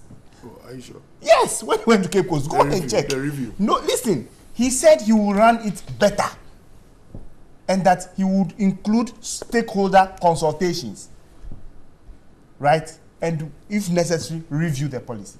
If necessary. That's where the fear is. You see, when somebody says a review is tantamount to a scrap or could include a scrap, it is never true. They are two different words. English language provided for a scrap. I'm taking it away completely. A review says I'll look at it again. But you see, what is even more exciting is that even their finance minister, Ken Oforiatta, has advocated for a review of the program. Is it not true? It's not alone. Several other people. CSOs have said that. Yes, CFOs have said that. Look at. So what is he talking about? He said the NDC says the review means. No, NDC has never said it means. I'm saying that a review cannot be tantamount to a scrap. Never, by no stretch of imagination. Scrapping a policy means I'm taking the policy away completely. Reviewing it means I'm taking. And let's look at the records. The NDC. Look at every social intervention that we came to meet. Let's say we take over. School feeding. What are the records? We've expanded it. We've taken it to areas. We restructured it. Took it to areas that most needed it. NHI, which and all this did not even come from the NPP anyway. But they are pretending it's their program. We don't have a problem. What did we do with it? We expanded. We rolled on many more people than we came to meet. We didn't scrap it, did we? No. Then you go to LEAP. We've expanded LEAP. So the records do not show that when an NDC government comes to power and meets a social policy, all we do is to scrap it. But what is the alternative you can find? Cocoa roads, a major social intervention to take roads to our rural areas. They have put it on hold. There are many other things that we started. They have put it on hold. Mahama schools, a major infrastructure social intervention. What is Mahama schools? What have they done about it? Even hospitals that we built. Right. So the records show clearly. Look at the Legon Hospital and its attendant challenges that came with it. And even many more hospitals across the country that they have refused to touch because it was an NDC project. That is what we are talking about. Clearly, what former President Mahama has said is that when he comes, there will be stakeholder consultation. If there's need, we'll review the policy and he will run it better than what Nana Akufo-Addo is doing. So the president is not being truthful when he talks about the fact that John Mahama is going to be, says that he's going to. And the newspaper, Free SHS to go, it is not a reflection of what President Mahama said. It is a very, very, very propagandist path that they've taken, thinking that they will pollute the minds of Ghanaians. But I can assure them that what Ghanaians want is not just free education, but free and good education, quality education. Ghanaians should take note that, look, I challenge them. The ministers who have their children in the free SHS, they should bring their names out. They've taken their children to private schools. Their children are in all these private school running London program, GCE and all those things. And they are taking Ghanaians through this. You're sure you know? Why? Know them. Okay. If you like, you go and take a list of all these schools all over the place and see whose children are attending those schools and paying those dollars. Is it the farmers' children who are paying those dollars? So, right, clearly Ghanaians should not be fooled by these propagandist things. When we don't take care, or if we don't take care, and we allow these things to go on, and that we don't insist that we don't want only free education, which the Constitution asks us to do, but also ensure that we get quality. I met a parent last week who was crying. Said, look, I went to a school, and when I saw the food my son was feeding on. And they are here in some schools, even the food they eat, those continuing students is different from the free estate because they are not paying. And headmasters don't have the resources to provide. So there's some discrimination and things going on. That is not what we wish or the constitution wish for Ghanaians. We will continue to advocate that there should be social justice in the implementation of all these things. And nobody can take that right away from us. The NDC has not said that we'll scrap. In fact, nobody can scrap free SHS or free education in Ghana because it's a constitutional provision. So they should stop deceiving themselves and Ghanaians. If they don't understand the things, they should come for explanation. Because the way they are using words clearly means that they would have to look at the dictionary for explanations. Clearly. Right, just a second. You know, okay, J.J. Rawlings, our beloved former president, was a consummate socialist. I don't even want to add communist. But at a point, his children had opportunity to school outside. So when we go into those things, it makes the argument all murky. Is it not in the context of what is happening? You see, the point is that in building a society, inequalities exist. Sometimes the managers of the inequality, because of maybe even their position before they join the managers, maybe could afford expensive education for children. It does not mean they are disqualified from being part of the process at bridging the gap. Is it fair? No. You see, that's a place. My point is that we would be unreal and dishonest if we say that, let's say someone like Indu, when Indu decided to join active politics in Ghana, if you find Indu's child at Harvard and say that why is his children not coming to Legon because he's trying to do public sector reform, that would be a stretching argument. So I just wanted to. Are you sure? Oh, it is not. When you have these things not having their children in the district where they are not. Is it fair to manage the health system of a country and fly out anytime you are sick? Is it fair? No, it's not fair. Now, but the point I'm making is that if you have a situation, let's say a particular minister was having all his medical reviews outside before he joined politics. You got that? The folder can be brought down. That's what I'm saying. That you are a doctor. The folder can be brought down. I know. Yes. I mean, my point is that usually there are extremities and there are general rules. You are a politician. You know that sometimes it's because some people could afford even before they became part of the system. But generally, it is good to experience what you are putting in place. I agree. You know, one of the most nationalistic policies, most equitable, most promising for this country is the free SHS. But there is one significant challenge with it. Some call it a challenge, some say it's a difficulty, but we see it as a necessary tool. It's the amount of money that goes into it. It costs an average of 1.2 billion Ghana cedis to run the program for a year. And guess what? Nurses' allowances and teacher training allowances was costing 1/3 of what is funding free SHS a year. 1/3, about 400 million. Even with the 400 million, we had a former president who said it was so difficult to manage the fiscal program with that. So he had to let go of it. And said even if it would cost him his seat, he could not touch it. My point is that if you had been a former president and you were struggling with managing a social program which costs 400 million, how sure are we that you can touch and continue with a program which costs 1.2 billion? Now, if Kojo Bonsu, I'm coming. Let me. I'm coming. Oh, wait. George, you know to that. Yeah. But I'm going to ask him a few. If Kojo Bonsu, Joshua Alavi, Gusitano, or any of the people normally going to contest President John Dramani Mahama had told us that they will improve upon the free SHS, I might become. But not when it is President John Dramani Mahama who struggled and could not continue with the free SHS. Are you suggesting that this policy, the way it is now, should not be touched at all? Oh, but when we started, I told you, criticism, we can improve upon it. So what is scary about? Oh, but I just gave you an example that because you see, for instance, the double track was not part of the original FA. So it's a review. Right. So if someone says I think it will be reviewed, right? I broke it down easily for our viewers. Yes, that I said the word review. Look, if the person let me give you. I'll review it and improve on it. You see, that's why I said if President Dramani Mahama said I'll improve upon it, I gave you a background which makes me not believe him so much because he could not. But that background isn't even factor. I mean, if you look at these social interventions, anytime the ADC is in power, they have actually expanded these programs. But I told you, no. So teacher training and nursing training. The reason for scrapping was that it was having a toll on the budget. Right. And it was costing maximum 400 million Ghana cedis a year. And I've told you the free SHS costs an average of 1.2 billion.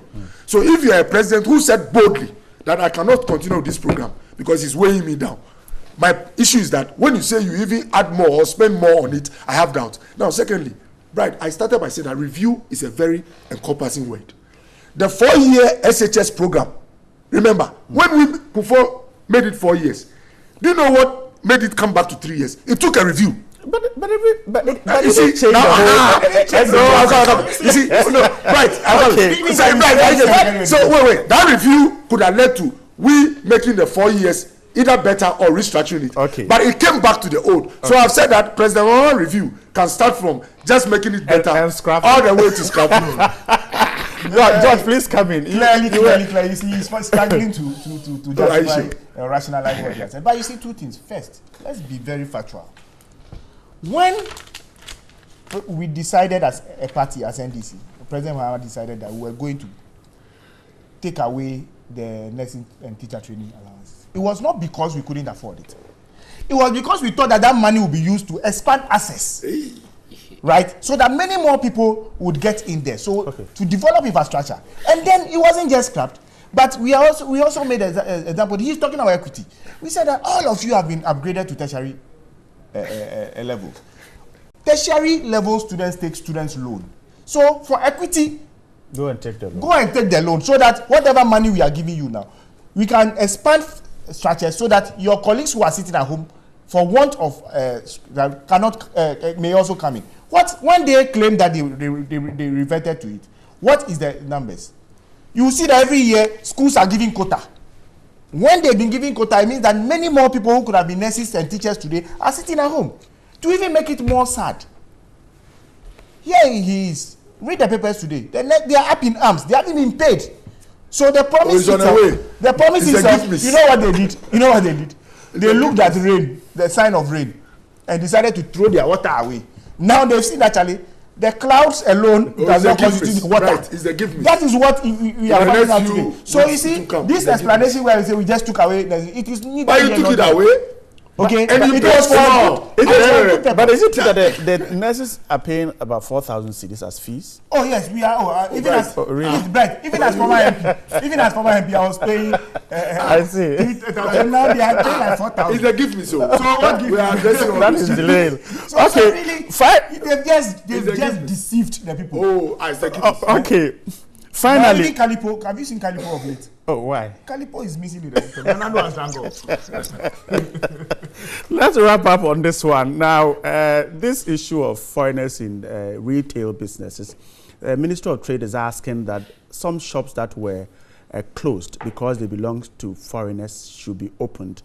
I think last week, the Nigerians in Abuja picketed in front of the ECOWAS office asking that there are people in Accra, Ghana, be allowed to do business. Perhaps the ministry is asking that, hey, go out there and open those shops that were closed. How cautious should we tread with this particular one, George? You see, right, it's sad in this country that we go and sit in parliament, sometimes midnight, pass laws, legislation to govern us, and sometimes in the interest of the people of the Republic of Ghana. And yet, we are either unable to operationalize it. And so we find ourselves in this kind of situation. And the general effect of our economy, we don't even realize it. Sadly, I stand confident, seated here, to say that majority of the problems comes from our own people. Recently, I was sitting in an office in Registrar General, and some guy comes, and they were three. They were speaking French. Then the Ghanaians seemed to understand both French and English. So I engaged him because I realized that people could not speak English at all. I said, my brother, what are you coming to do here? You are coming to front for these guys. You think it's in your interest, eh? You go ahead. So I explained to him all these things. Now, I was there when another sister of theirs came in, and the sister was telling him that it looks like what lawyer is saying is important. Let's go back and tell them that they should go and come, and that we should. Because when you give your shop, and you lead the registration process because they don't want to put too much money in the registration process. When business goes bad, they will take over. Go to Makola. Those who are leading China, they are bringing things Chinese. Now all the shops have become Chinese shops. Chinese are virtually running it. But when you go behind and you want to prosecute or anything, you see a Ghanaian. It is the irony of the situation. And yet, when we go to their jurisdictions, we don't get this kind of treatment. So clearly, I think that there's something I miss. The businesses for which we say the foreigners cannot are special businesses, but they are small businesses where your brother who possibly just finished SS and wants to go private can start with a little capital. Most of them are supposed to be sole proprietorship and barbering shop and your little provision store and your little buying and selling activities. And yet even that part, and if a Chinese come and gives us some $200, $500, we are prepared to lead them to Registrar General, pretend we are the ones doing the business, or sometimes pretend we are going into partnership with them, and we get no equity. That is the bane of the Ghanaian. So two things. The state itself should show muscle and say that, look, this is because, you see, when they finish, they change their money into dollars and they take it to their... So the dollar will never fall. You understand? When we have dollar crisis, it is not just a matter of Bank of Ghana not giving us dollars and things like that. These are the things that, because look, in those shops, some make over $100,000 a week. Some make over $200,000 a week. You don't respect it. But all that money is siphoned out. Some of these accounts are Nigerian brothers. You remember there was a time where you couldn't even get dollar in Nigeria. They asked them to pay the monies into the Ghanaian account. And they take it out to do business. And so all these things put pressure on the dollar and the economy. So please, my advice to Ghanaians is that when we have made a law, that law is supposed to be in the interest of our kinsmen. And they should all help in ensuring that the businesses that we have left for Ghanaians are run solely by Ghanaians. Okay, Dr. Kuboy. Yeah, I do agree with my brother. The intention behind all these retailing struggles is that some level of selling is left to indigenes. It happens across the world. And when you realize that a particular country, you're having issues in the country, it's important you sit with their corresponding ministers and managers of their sector so that we make sure that whatever policies we put in place is not disadvantageous to our people. That is very, very key. But let me end by saying that no problem is insolvable. We must sit at the table. But the issue we always get is that after putting in place the mechanism, we don't follow it up to check it. And we must know that sometimes following a particular agreement up is even more difficult than its drafting. That's what we don't do. We just sit comfortably and all that. So I know the Minister for Trade, Alan, is very experienced in this field. They should engage our brothers from Nigeria and let them appreciate what is happening. Look, someone brings this from, let's say, China at 40 pesos. And then when those there realize that it's coming to Ghana in huge volumes, sometimes they themselves come to Ghana. And the one who bought it at 40 might be selling at, let's say, 80 pesos. They will come to Ghana and sell it at 45 pesos. They who are wholesalers turn into retailers. And like Blo said, they come in disguise. I mean, they come with Ghanaian faces. And these are things we have to check. It is possible to check and fish it out.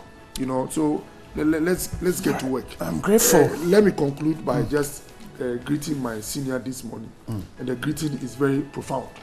The roads minister. Right. You know, my people in Teshi. Okay. My people, the Lekma Road. Yes, my people in Lejokuku said they've heard that he's put in place mechanisms to get the Lekma Road started. We can't wait for that time to come. And greetings to him. Anyone watching should say that. Honorable Amakwata. All the people in Lejokuku. Okay. Close to 500,000 people. They greet him. All their prayers this morning is for only him. It's get the road fixed. I'm sure he is watching us and said he will see that road fixed. It's causing a lot of inconvenience there. I was there over the weekend, and as usual. Oh, you were there? Yes, I was on the road over the weekend. So the dust consumed you? Not even the dust. Now the potholes have now become, I don't even know if they are manholes. Yeah. I think they are more than manholes. Well, we are right, but we are committed to fixing infrastructure. Yeah, you have to. So, all right. Rekha Boy is the MP for Jokuku constituency, a member of the NPP, former MP for North Dine constituency, Honorable George Low. I'm grateful for Monday morning. Stay with us. There is more on the show.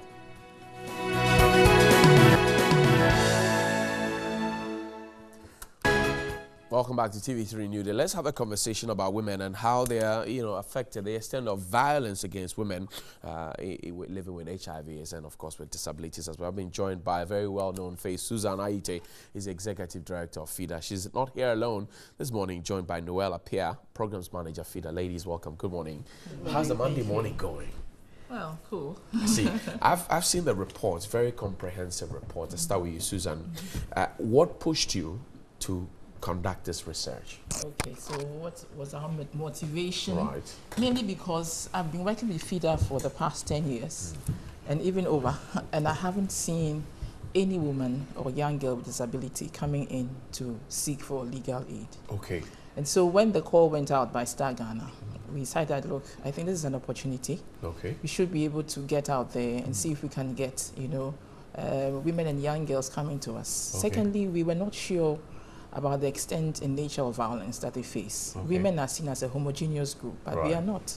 Okay. And likewise men, So we have women who live with disabilities. We have women who live with HIV and AIDS. Or they say women with disabilities not live with anymore. Yeah, so we decided to take advantage of this opportunity to find out the extent and nature of violence that they are confronted with. Okay. And we realized when we were doing our research that even those who couldn't give us information. Okay. So there's just a general information. How so? Yes, because it's not segregated. You just get the annual data that tells you the number of, rape cases, defilement cases. So we don't know what is happening with this particular group. What is the pattern of violence? What is the trend? So it's not just women. We are focusing on what Star Ghana calls, gender excluded and social, excluded groups. Okay. So that is what motivated us to try and get DOFSU to at least segregate the data, let us know what is happening with this group of, women, and then be able to come up with appropriate service responses to meet their special needs. Absolutely. This conversation is made possible with funding from Star Ghana and UK, Danida, and the European Union. Noel, let me come to you now. What figures are we looking at? Are they alarming? The issue is that they are not reporting. Okay. So we don't have. So you don't have, but per what you did, per the groundwork that you did, what did you find? Was it alarming enough? Yes, it shows that if you don't have them, if you don't have data on them, that means they are not reporting. Right.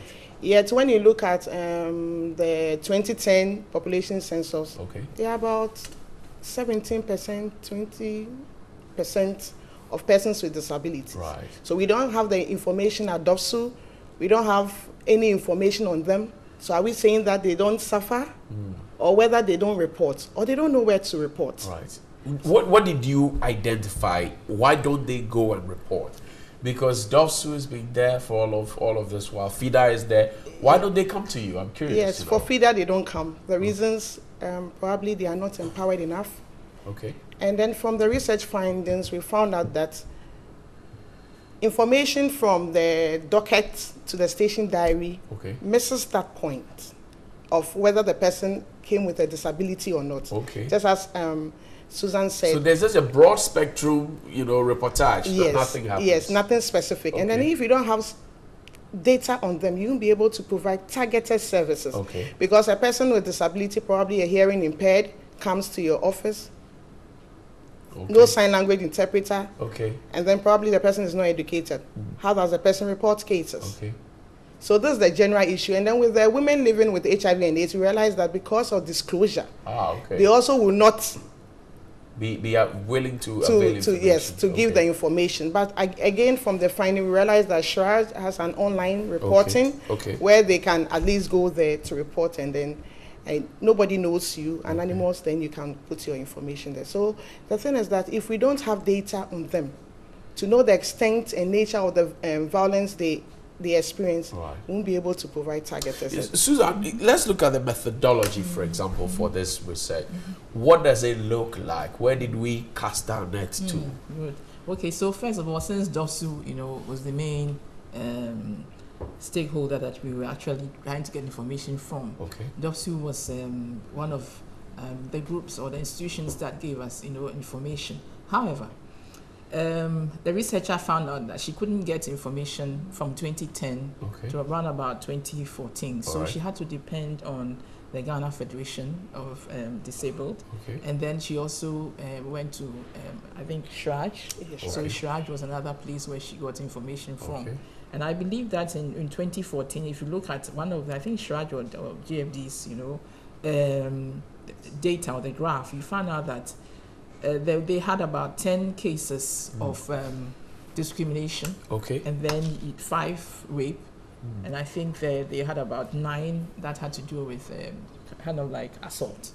So you found that's where they got quite some information from to make up with the lack of statistics from DOSU. Yes. So that was how it went. And then there were also interviews with women with disabilities and of course with living with HIV and AIDS. Does this say for us what our social protection makeup as a country is in terms of deficiency? Does it say that? It just shows you that there are huge gaps in the kind of services. How wide is this gap, Susan? Well, I'm not sure how wide it is, was reflected, but it just shows you that they are more comfortable probably reporting cases at the Department of Social Welfare. And less comfortable and more intimidated because, of DOSU. And then, of course, there's another, germane reason, which is the attitude that sometimes the police officers, put up. It usually, reflects or emerges as a kind of empathy, but it ends up being dismissive. So I'm telling you, I'm empathizing with you because of your situation. And so because of that, I'm dismissing you. I'm not giving you the attention you deserve. Why so? Because they lack the ability and understanding of how to deal with the special needs that these so there's a lack of training in there. So there's a big issue. So when we went around the regions, for instance, that was one thing that ran through. That was the refrain that ran through. We need to train the police officers. We need to train those to be able to handle the cases that come to us. So we have designed and come up with a handbook and a protocol for them. So how do you deal? And there are different categories. And we were even surprised ourselves because we realized even the persons with intellectual disability, it was a hard group to reach. So we had to deal with caregivers. And if somebody has, and they are the very ones who are often defiled and raped. Absolutely. Because the idea is the perpetrator believes that, she may not have be able a stronger to identify, voice than she and then has. she may not be able to identify, and because of her poor cognitive development, she may not be able to express herself well. So this group is a very vulnerable group. Interesting. No, let me come to you. Let's stay a bit with the duty bearers. The police station, or if you like, DOSU, is just one point. It has to be escalated. Now, with the current wave of this gender talk, pepper them, sugar them, all those ones, the women advocacy, it's going on. We're here talking about women. Having women come to that realization that, look, you have a strong backing, and so you should speak up. Going around the regions, we realized that we needed to, again, train persons with disability themselves to empower them to even start reporting cases. Because we realized that our culture with persons with disability. Yes, so everybody wants to kind of hide in their small corner and not actually come out to speak.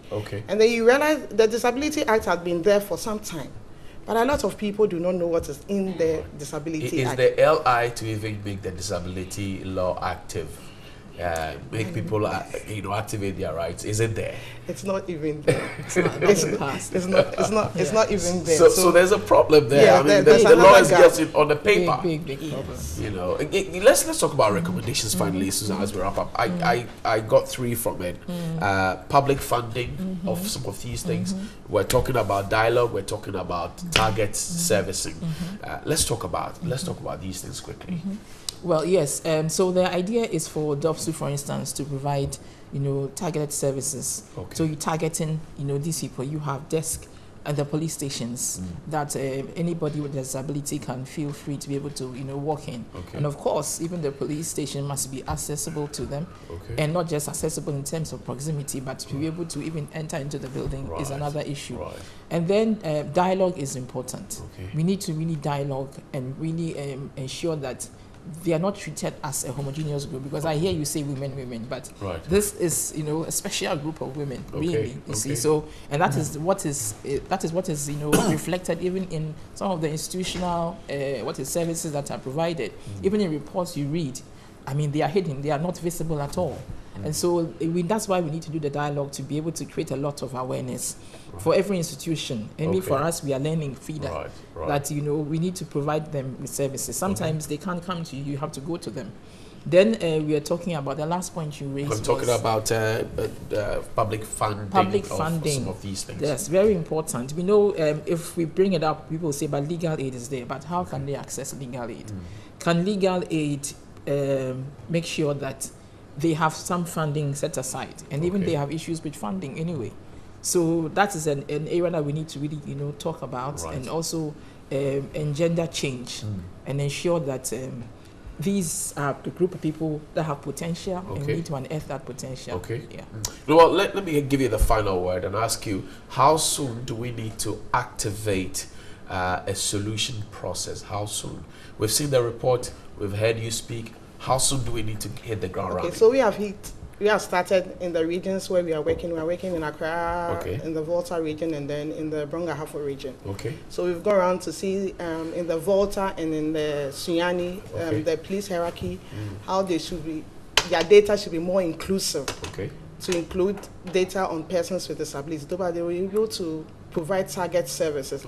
We will also try to connect them to the Ghana Federation of Disability Organization, where they can provide them with like sign language interpreter when it comes to like hearing impaired and all that. So we have started, and then we have done protocols. So we'll share it around how all of us together can work together to. Did they speak about getting sign language interpreters, for example, at the police stations? Servicemen and women in uniform stationed at the police station. Did they talk about that? Now, I think one region they had one person, but for now there is a big issue. But luckily, the Ghana Federation of Disabled Persons can make that. They have a list. Then there's a faith-based organization, Church of Christ, I think in Wales, and they actually train people. And so TV3 must have someone who also doing the sign language. Absolutely, absolutely. I started, but I couldn't finish. Really. Yes. So I am Ghanaian, if you and I mean, I'd love to really, also learn, but it's that I haven't had the time. Absolutely. So you've done very well. Sure, thank you very much. Susan Aite is the Acting Executive Director of FIDA, and Noel Appiah is the Program Manager of FIDA. This conversation has been made possible by Star Ghana with funding from UKAID, Danida, and the European Union. We've been talking about women with disabilities, women living with HIVs, and the kind of violence that are perpetrated against them. What solutions we can prefer to make sure that we have an equal playing ground for everybody. Welcome back. Now, some 21 years ago, you saw on your screens for the first time a new TV station. Then it was the state broadcaster, Ghana Television. Then TV3 was on your screens. The excitement it brought. This is how far the Lord God had brought TV3. 21 years today. We are. Happy birthday to all of us here at TV3. But what are you expecting? What do you expect? What do you want to see? This morning, we'll be talking about it. My guest will tell us exactly what's in store for us. From my extreme left, he is a group head for corporate affairs, Richard Ahiagle. Good morning. Good morning. Happy birthday. Happy birthday to you too. Right. Take to all our viewers. And then I also have Doreen Plant. She is a group head marketing, also with me here. Good morning to you and happy birthday. Thank you. Thanks for being here. So, Rich, let me start a conversation with you. And it's a special day, October 1. Has always been a special day for TV3. Today is no different. What is special about today? So, Bright, you rightly said 21 years ago, TV3 was born. And the birth of TV3 transformed the media landscape in Ghana. We came in to redefine how television is viewed in this country. We went nationwide with our content, with our news programming, with entertainment, with sports. And throughout the years, we remain #1 because of our cherished viewers. So on this day, actually, we just want to say a very big thank you to all our viewers for remaining with TV3, for sticking with us, and for making us the #1 TV channel in Ghana. Great. So viewers are not only enjoying what we put on the screens, but they certainly will be getting some goodies today. Doreen, tell us, what should viewers expect? Lots of excitement. So we are very happy that today we are 21 years. So on behalf of staff and management of TV3, we want to say a big thank you to our viewers for choosing us for these years. So this week, what we want to say is that stay glued to TV3 because we have lots of surprises, content, we have surprises in partnership with Vodafone. So every hour, we'll be giving out some surprise airtime to our loyal viewers. Also on our radio platforms as well. We want people to tune in on 3FM, on Onia FM, and on Connect FM to listen and also win some fantastic prizes as well. We are not leaving out our SMEs who have also stuck with us throughout the years. We have fantastic discounts for them, so we want them to get in touch to benefit from the discounted advertising rates that we have going from now through to December.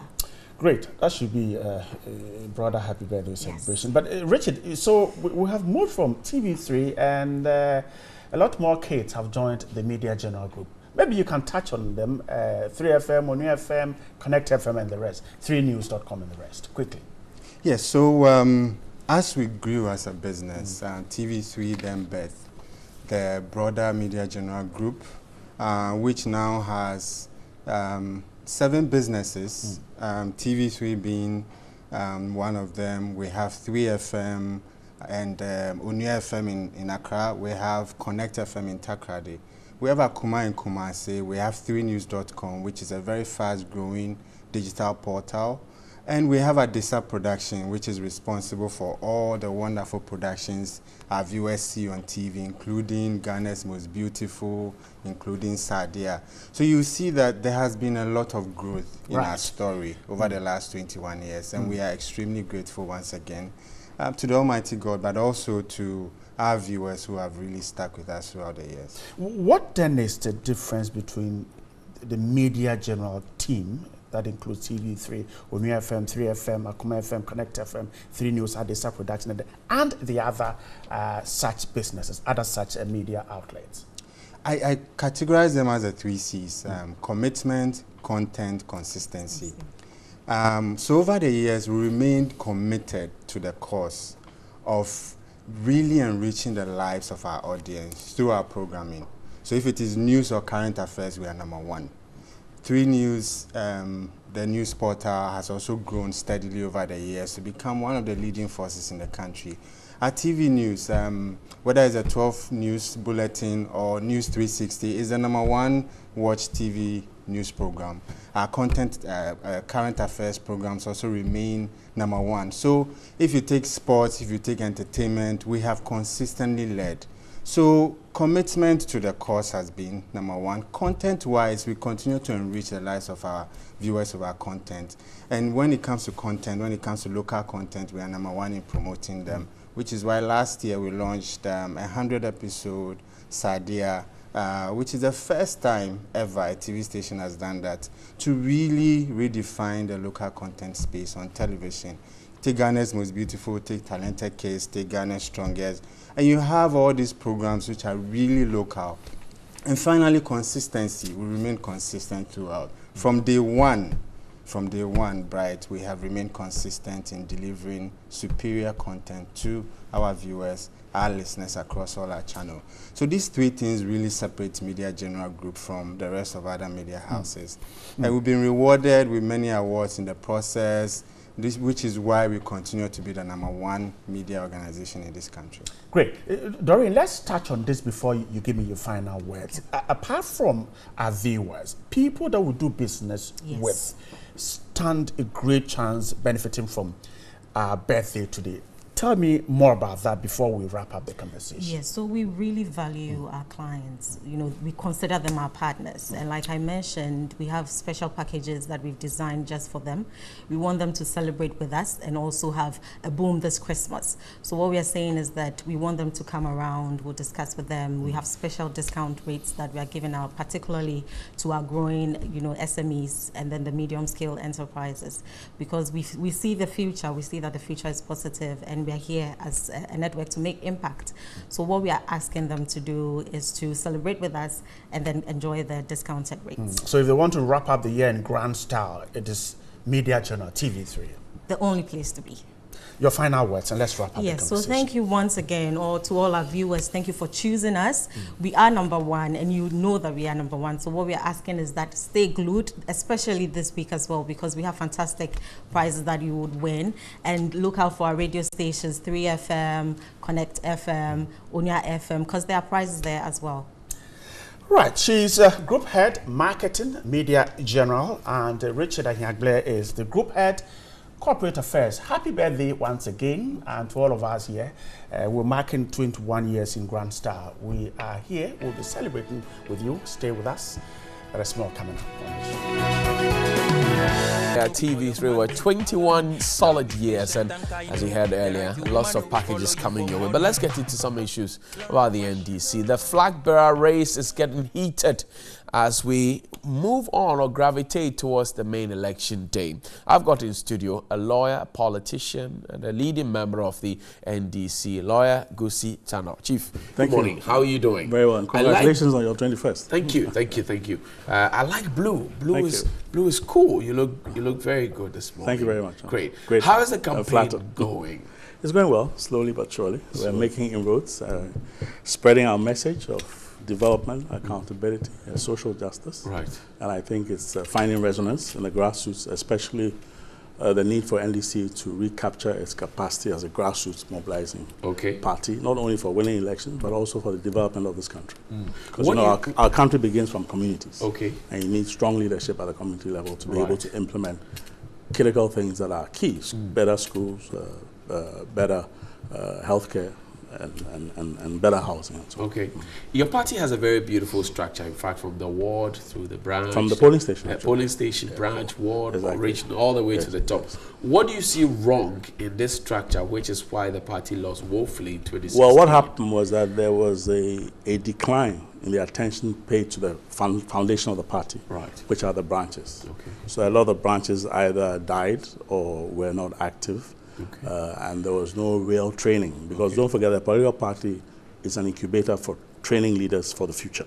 Not just national leaders, but community leaders, middle-level leaders, and also training people in statecraft. You know, so that one day, if you do win power, people have the capacity and ability to execute the policies of government, conceive policies, and implement them in a way that benefits society as a whole.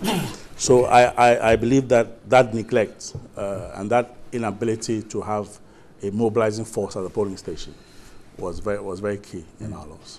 Your party's constitution is definite on when you should elect leaders while you're in opposition, 2 clear years before it. Would you say that these issues you talked about, these problems, have been fixed as of now? They haven't, but it's a gradual process. You know, they began with the re-registration exercise, the branch elections, the constituency. Now we're going for the national elections, which is due for November 17th. I understand there's a problem with the date, but eventually that process will play itself out, and then we'll come to the primaries. I think the important Are we able to achieve the target before the election 2020? So it settles everybody. I'm sure it will be done. You know, the important thing is that for a party to be vibrant, it needs to go back to reclaim, renew itself by finding new people, new leaders, that also provide an alternative vision from what they're used to. And also, it also needs to renew itself with the population on the ground. I mean, Ghana is made of 39,000 communities. If all those communities can develop through correct leadership, through correct visionary policies, then Ghana develops. Ghana doesn't develop from Flagstaff House. It develops from the community. Absolutely. And that's what NDC has been about. And our view is that NDC must recapture that essence. It's mobilizing capacity, popular democracy, transparent internal political structures that are open for consultative engagement and that involve the people at all levels of the party. Are you suggesting that the NDC lost track? We did. I think if we're going to be honest... Veered off the road? If we're going to be honest, we did, and that has cost us a lot in 2016. But I believe that realization has come back, that we need to recapture our roots, find our roots, find our tone, implement our founding principles of accountability, social justice, and development. And I think that is something that is hopefully refreshing. And we, my group, Organizing for Ghana, which is a progressive group within the NDC, is totally committed to a transformative NDC that also has a transformative agenda for Ghana. The group you just mentioned, some of the view that these kind of splinter groups in the party itself is recipe for disaster, that it creates more chaos and divisiveness as opposed to uniting the people. No, I mean, every party has different tendencies. You have, even within NDC, you have a conservative right-wing tendency. You have a centrist tendency, and you have a left tendency. I belong to the left tendency of NDC, a progressive platform that believes in social democracy, which believes ultimately in the empowerment of our people to be participants in our development, to be beneficiaries of a distributive culture that ensures that everybody has opportunity in the society, that if you're a farmer, your son can be a president. If you're a teacher, your son can be a president. He can be a CEO of one of the major companies in Ghana. Opportunity is key. And that is what we believe in, and that's what we're fighting for. Let's look at the presidential race, the full pack. Ex-President Mahama is in there. Your good self are in there. Professor Joshua Labi is in there. Alban Bagbin is in there. All fine gentlemen. All fine Unfortunately, we don't have a woman, which is rather sad. We don't have a woman, is in there. But I hope we do have women in the future. Exactly. You're looking at if I ask you to place yourself in between, would you be at the top, in the bottom, in the middle? Where would you place yourself? You mean on election day? Exactly. Well, I think currently President Mahama, I like to be realistic and truthful. I think that currently President Mahama has a lead. It's not as substantial as it was some months ago. That lead is eroding because we are all working as candidates to be able to secure the requisite votes at the delegates conference. We are not seeing it as a beauty contest. It's not Mahama and Guzi. Well, the issue is, what does Guzi represent? What does Mahama represent? What is the message? What is the program? And we believe that our program of a well-organized NDC with grassroots capability, ready for power, based on training its cadres in statecraft, training its cadres to be able to appreciate the values on which NDC was founded, emitting that sense of accountability, that sense of development, that sense of initiative in the communities to make NDC a leader in community development, a leader in community relations, very key. Some say you have the requisite capacity, a lawyer, a long-standing politician, you have good oratorical skills, great leadership skills. Ultimately, all these are wonderful, but at the end of the day, it's a program that you represent. And some say, why weren't you, for example, using President Mills's government, President Mahama's government, in spite of the fact that you were a very staunch member of the NDC? Well, I think that when President Mills invited us to come back, we made it very clear that we would come back, but that we couldn't come back as an entity. You know, because the entity involves so many different people from different political traditions. But when we come, we'll work for his presidency in different ways, diverse ways, quiet ways. And I've always believed that it's important to do things rather than to talk a lot. You know.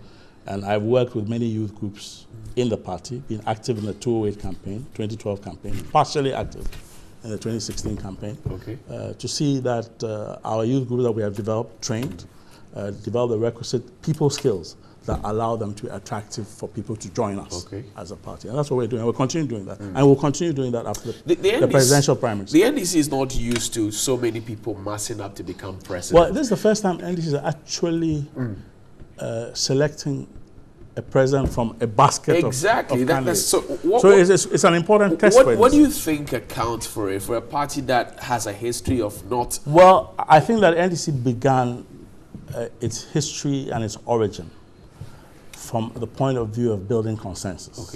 And that consensus worked, by and large, to great effects, all right? Of course, there was disruptions, but by and large, that era has passed. We're in a new age. a lot more people feel that they have the capacity. Okay. And I think that in this country, everybody who thinks he has the capacity to be president, from the lowest to the highest, should be given the Some opportunity. say the numbers are increasing. If you find even appointees of former President Mahama wanting to contest him because the assertion is that he failed at the presidency. Do you share in that?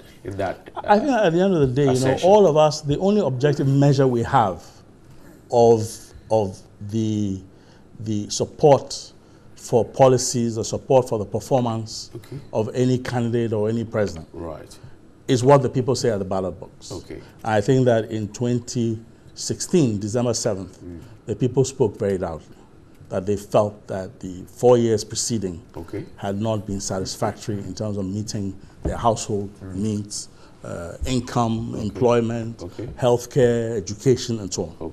And all those aggregated together led to a situation where the NDC and President Mahama were removed from power. So once that happens to you as a party, you go back to the drawing board. You say, what did we do wrong? What mistakes did we make? What was deficient in our policies? What new policies can we imbibe and adopt? What new personalities and new people can we bring to the fore at the grassroots all the way up to the national? Right. What kind of qualities do we need in a standard bearer? These are the things that must engage NDC and continue to engage NDC. You cannot suppress failure. Failure is always an opportunity to do better. Within the seeds of failure is an opportunity. To use the same person who led the pack to do, to achieve the... Well, I hear people say, well, President Mahama has been marketed. But the market rejected the candidate. So we need to think carefully and thoughtfully about it. There are thoughts that, well, the elections were rigged. At least we heard that. No, I don't believe that. I don't believe it. I think that we make too many excuses as people. In 1992, MPP said the election were rigged. They were not rigged. They lost, clean and simple. In 96, they lost again. In 2000, NDC lost, clean and simple. Let us be factual. Let us be objective. When you start raising things like rigging, you also create discomfort. And you create the danger of instability. 2016 went clean, Nanado won. Let's accept that he's our president. We hope it does well. If it doesn't do well, the people remove him. How's Nanado doing from your perspective? Fuel price hikes, the politics of petroleum. The danger of playing politics with the economy always catches up with you. Are they playing politics? The danger of making false promises always catches up with you. The fuel price that we have today is a function of the world market. Price for crude oil, which is refined into petroleum products, and what you buy at the pump. It's made up of exchange rate. Normally, it's a 60 to 90-day forward rate that we use. The exchange rate in January 2017 was 4 cedis, 20 pesos. Today, it's 5 cedis, touching on 5.1 if you want to buy. Crude oil prices at that time was below 70. This morning, in the last 3 weeks, crude oil has gone up from $70 to $82.27 this morning. $83.27 this morning. It's fallen back to $83.22. That's the reality. Then you have the government's need for revenue. You have the energy debt recovery levy, which is the price build-up. And this levy is applied to meet the energy sector legacy debts, particularly ECG. ECG owes a lot of the independent power producers. It's not been able to pay. There's the TOR debt, which was aggregated into the energy sector debt recovery levy. You have the price stabilization and recovery levy, which is used basically it's supposed to be used to mediate petroleum prices and make them more stable. Clearly, they have not succeeded. It's used also to subsidize premix and RFO, residual fuel oil, and it's also used as a buffer for under recoveries for the BDC, the bulk distribution companies. Are they getting it wrong? The fact of the matter, let's be realistic. I mean, as I said, in a situation where our economy is not growing as fast as it should, in a situation where the tax base is limited, in a situation where most of our revenue is either import duties, VAT, or petroleum taxes, in a context where the IMF has come from 17th to 27th September and says, you're not doing well on your revenue side.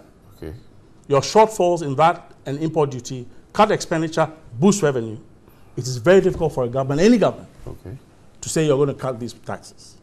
Besides, and what people are not paying attention to, is that the energy bond, the one that we raised 2.4 billion, right, and then I think it was 2.4 and 3.6 billion. We're looking for a total of 7-year and 10-year bond. I forgot 2.4. I think 2.2 billion. 2.2. Yeah, 2.2 billion. Which went to Shraj. Exactly. All right.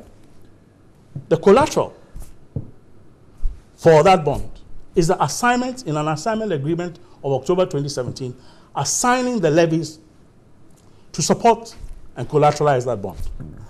So it's been used as security to raise money. Okay. And in every bond issue, there are what they call covenants. Right.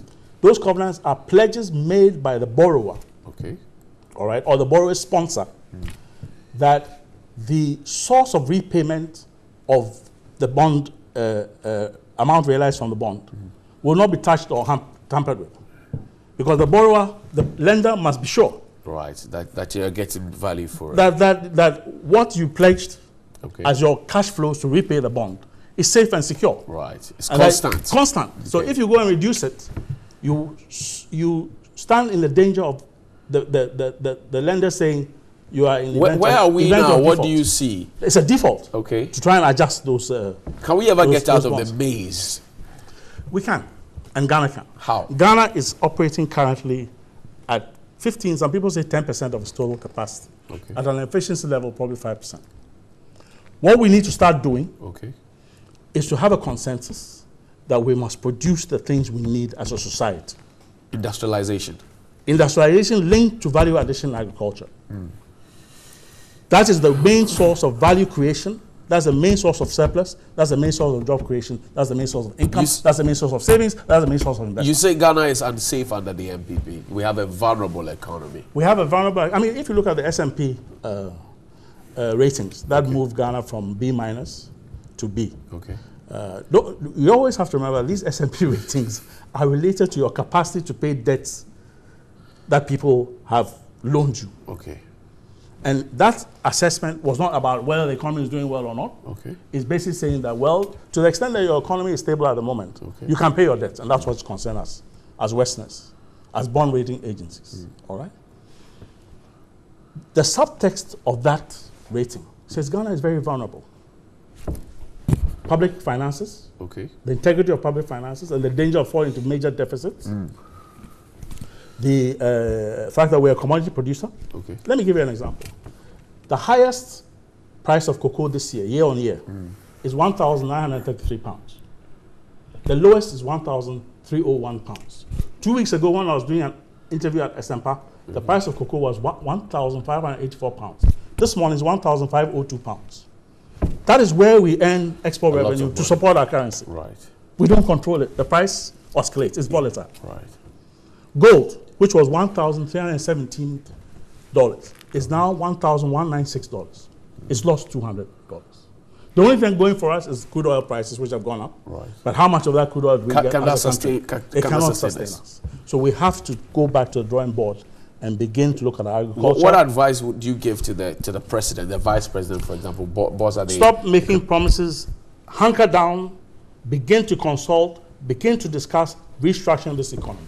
Stop making promises. If you import $600 million of sugar and of rice, you are giving jobs to people in Thailand and Vietnam. If you are selling rice, you're agents of Vietnam and China. You are exporting your jobs. If you create the possibility of even having that import dependence to $300 million and investing that in this economy, can you imagine what will happen? One district, one factory, that's the answer. Is that it? It's a slogan. We're yet to see the reality of it. Do you believe in that? I believe in industrialization based on linkages with agriculture. Okay. I believe in prioritizing the areas that we think we have some advantage. Okay. A way we can be a least cost producer. Because no matter what you do, you're a competitor. Right. In a global market, you're competing. We have food and beverages sector. We have pharmaceutical sector that people are doing now. We need to be competitive. And we need to compete for the West African market. Right. That is our immediate area. This is $700 billion But we've signed economy. on to the EPA that puts a cap on us. The Economic Partnership Agreement. There's no cap. It puts us in a fix, if you will. There's no cap. The EPA doesn't say don't export to your neighboring countries, Burkina Faso, But Cote then if d'Ivoire. they're asking for the quality controls. And That's why I'm saying that our immediate potential source of surplus in terms of trade is West Africa. Right. This is a $700 billion market. Okay. 350 million people, all needing consumer goods based on light industry. Right. We have the capacity. We are selling aluminum pots and pans. We're selling ceramics. Okay. We're selling all kinds of things we produce. What we need to do is to go to entrepreneurs and say, what kind of support can we give you? Okay. How do we protect you from the incoming textiles and so on? Can Ghana compete with China after the decline of the multi-fiber agreement? These are fundamental questions we must ask in terms of directing this economy. Okay. It is not enough to say, well, when I come to power, I'm going to remove all the special levies on petroleum, remove all the taxes. Populist? And then you come, it's more than populist, it's dishonest. Mr. Guzitano, thank you very much. You have a striking resemblance with President Rawlings. I do. Some say you are his darling boy. No, I was never his darling boy. Are you getting his blessing? President Rawlings, I think, has maturely, and like the correct statesman that he is, decided to remain neutral in the flag bearer race. Right. And I applaud him for that. Some say you left the party in 1999, formed the NRP, contested the presidency, lost, went silent, and that you can't be trusted to be giving the flag bearership position. What do you say to them? The reason why we left was to ensure that NDC remained faithful to its founding principles. Okay. Trust somebody who will stand for principle, not somebody with opportunities and keep quiet when all things are in danger. You could have stayed in there and helped if I was a golden boy, if I was a golden boy, wouldn't it be better to keep quiet? Yes, sir, master. So, and wait for my turn. But principle is important. Societies are built on people who have backbone. People who will say, enough is enough. This is the right way to do it. Let's do it, if it means even sacrificing your personal comforts. And we did sacrifice. Let's go to 2020, fast forward. Yes, sir. 7 December, the elections are over. Assume Guzitano is on the ballot box as NDC's flag bearer. What would be your margin of win? My margin of win will be, you mean for the general election? Exactly. I believe that will cross the 50 plus 5. 50 plus 5? Yeah. Okay. 50 plus 5. 1, sorry. That's the 50 formula. plus 1. 50 That's the plus formula. 1. But Yes. what percent? I want your percentage so I can note it. Well, you're very optimistic I want to politician. explain. I want to explain. Yeah. Okay, let's do some analysis. Right.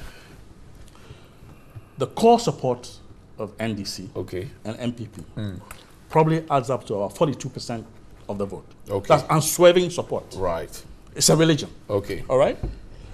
All right? Then you have the remaining, what do you call it, population, who fluctuate. Right. The floating vote. The floating vote, what they call the independents. Right. All right?